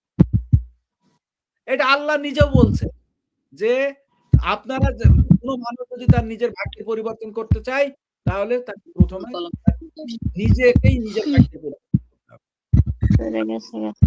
এই জন্য শ্রমিকদের মধ্যে আমাদের নানা রকমের বিভাজন আছে, অনৈক্য আছে। এই বিভাজন এবং অনৈক্যটা কারা টিকিয়ে রাখে জানেন? এই বিভাজন এবং অনৈক্যটা টিকিয়ে রাখে বড় লোক, যারা ক্ষমতায় আছে, যারা মালিক, এরা যেভাবে পারে আমাদেরকে বিভাজন করে রাখে। কাউকে হিন্দু বলবে, কাউকে সে মুসলমান বলবে, কাউকে বলবে হচ্ছে যে গ্রাম থেকে। যাই হোক, আমরা আলোচনার শেষ দিকে। আমার কথা হচ্ছে যে আপনারা নিজেরা ভাবেন যে শ্রমিক কি প্রধানমন্ত্রী হতে পারে কিনা একদিন। শ্রমিক ইনশাআল্লাহ পারবো না কেন? একজন এমপির ছেলে যদি এমপি হইতে পারে তাহলে একজন গার্মেন্টস শ্রমিকের পোলা এমপি হইতে পারবো না কেন? আইন সবার জন্য সমান, আইনের পাল্লা সমান, তাহলে আইনের পাল্লা আইন দুই রকম হবে কিসের জন্য? সেরকম অধিকার দিতে হইব। একজন কৃষকের ছেলে মন্ত্রী হইতে পারবে না, একটা রিস্কাওয়ালার পোলা মন্ত্রী হইতে পারবে না, সেনাবাহিনী হইতে পারবে না। এটা আমার অধিকার, এটা আমার মেধা। এই সুবিধাতে মন্ত্রীর পোলা মন্ত্রী হইব, ম্যাজিস্ট্রেটের পোলা ম্যাজিস্ট্রেট হইব, পুলিশের পোলা পুলিশ হইব, সেনাবাহিনী পোলা সেনাবাহিনী হইব। তাহলে আমরা গরিবরা কি করবো? আমাদের পোলাপান লেখাপড়া করে কি করবো? আমাদের অর্থনীতির চাকা দিয়ে একজন সেনাবাহিনী পোশাক হয়, একজন প্রশাসনের পোশাক হয়, একজন পুলিশের বেতন হয়, তাহলে আমাদের পোলাপান এই সুবিধা থেকে বঞ্চিত হইব। আমাদের ভোটেই তো প্রধানমন্ত্রী হয়, আমাদের ভোটেই তো এমপি হয়। আমাদের ভোটে যদি এমপি হয় তাহলে আমাদের ভোট আমরা আমাদের ছেলে মেয়েদেরকে দেব। হ্যাঁ তাই তো। আমাদের অধিকার আমরা চাই। তাইলে যে গরিবের দুঃখ কষ্ট বুঝবো, যে ঝড় বৃষ্টি মানবে না, শ্রমিকের পাশে এসে দাঁড়াইবো, সেই ব্যক্তিকেই ভোট দেওয়া হবে। হ্যাঁ, এবং ঝড় বৃষ্টি মানবে না সেই যে শ্রমিক, যে শ্রমিকের মধ্য থেকেই নেতা হয়, যে শ্রমিকদের মধ্য থেকেই মানে শ্রমিকদের যে দুঃখ কষ্ট বেদনা তার সাথে তাদের হচ্ছে একটা সম্পর্ক, এই কেবল এই কাজটা করতে হবে। এজন্য দায়িত্বটা নিজেদের মধ্যে থেকে নিতে হবে, নিজেদেরকে নেতা হতে হবে, সেইটাই প্রধান। জি মমিন, আমরা দীর্ঘ সময় আলোচনা করলাম। আমরা বিশেষ করে জরিনা আপার কথা দিয়ে যদি আমরা শেষ করি, জরিনা আপা খুবই গুরুত্বপূর্ণ আলোচনা করছেন, অন্যরাও করছেন। আমরা আসলে আশা করব এই নির্বাচনকে কেন্দ্র করে নানান মিজান আপনি কিছু বলতে যাচ্ছিলেন? বলতেছি যে এই উপর লেভেলের লোক শুধু উপরে উঠবে সেটাই না, এবার কিন্তু আমরা দেখতে পারতেছি যে কুমিল্লা দেবিদ্বার 4 আসন থেকে রাজমিস্ত্রির ছেলে হাসনাত আব্দুল্লাহ, তার অনেক জনপ্রিয়তা, সে তার মেধা এবং জনসম্মতিতে আশা করা যায় সে এবার সংসদে এমপি হিসাবে যাবে। রাজমিস্ত্রির ছেলে কিন্তু সে, এভাবে পরিবর্তন আসবে আস্তে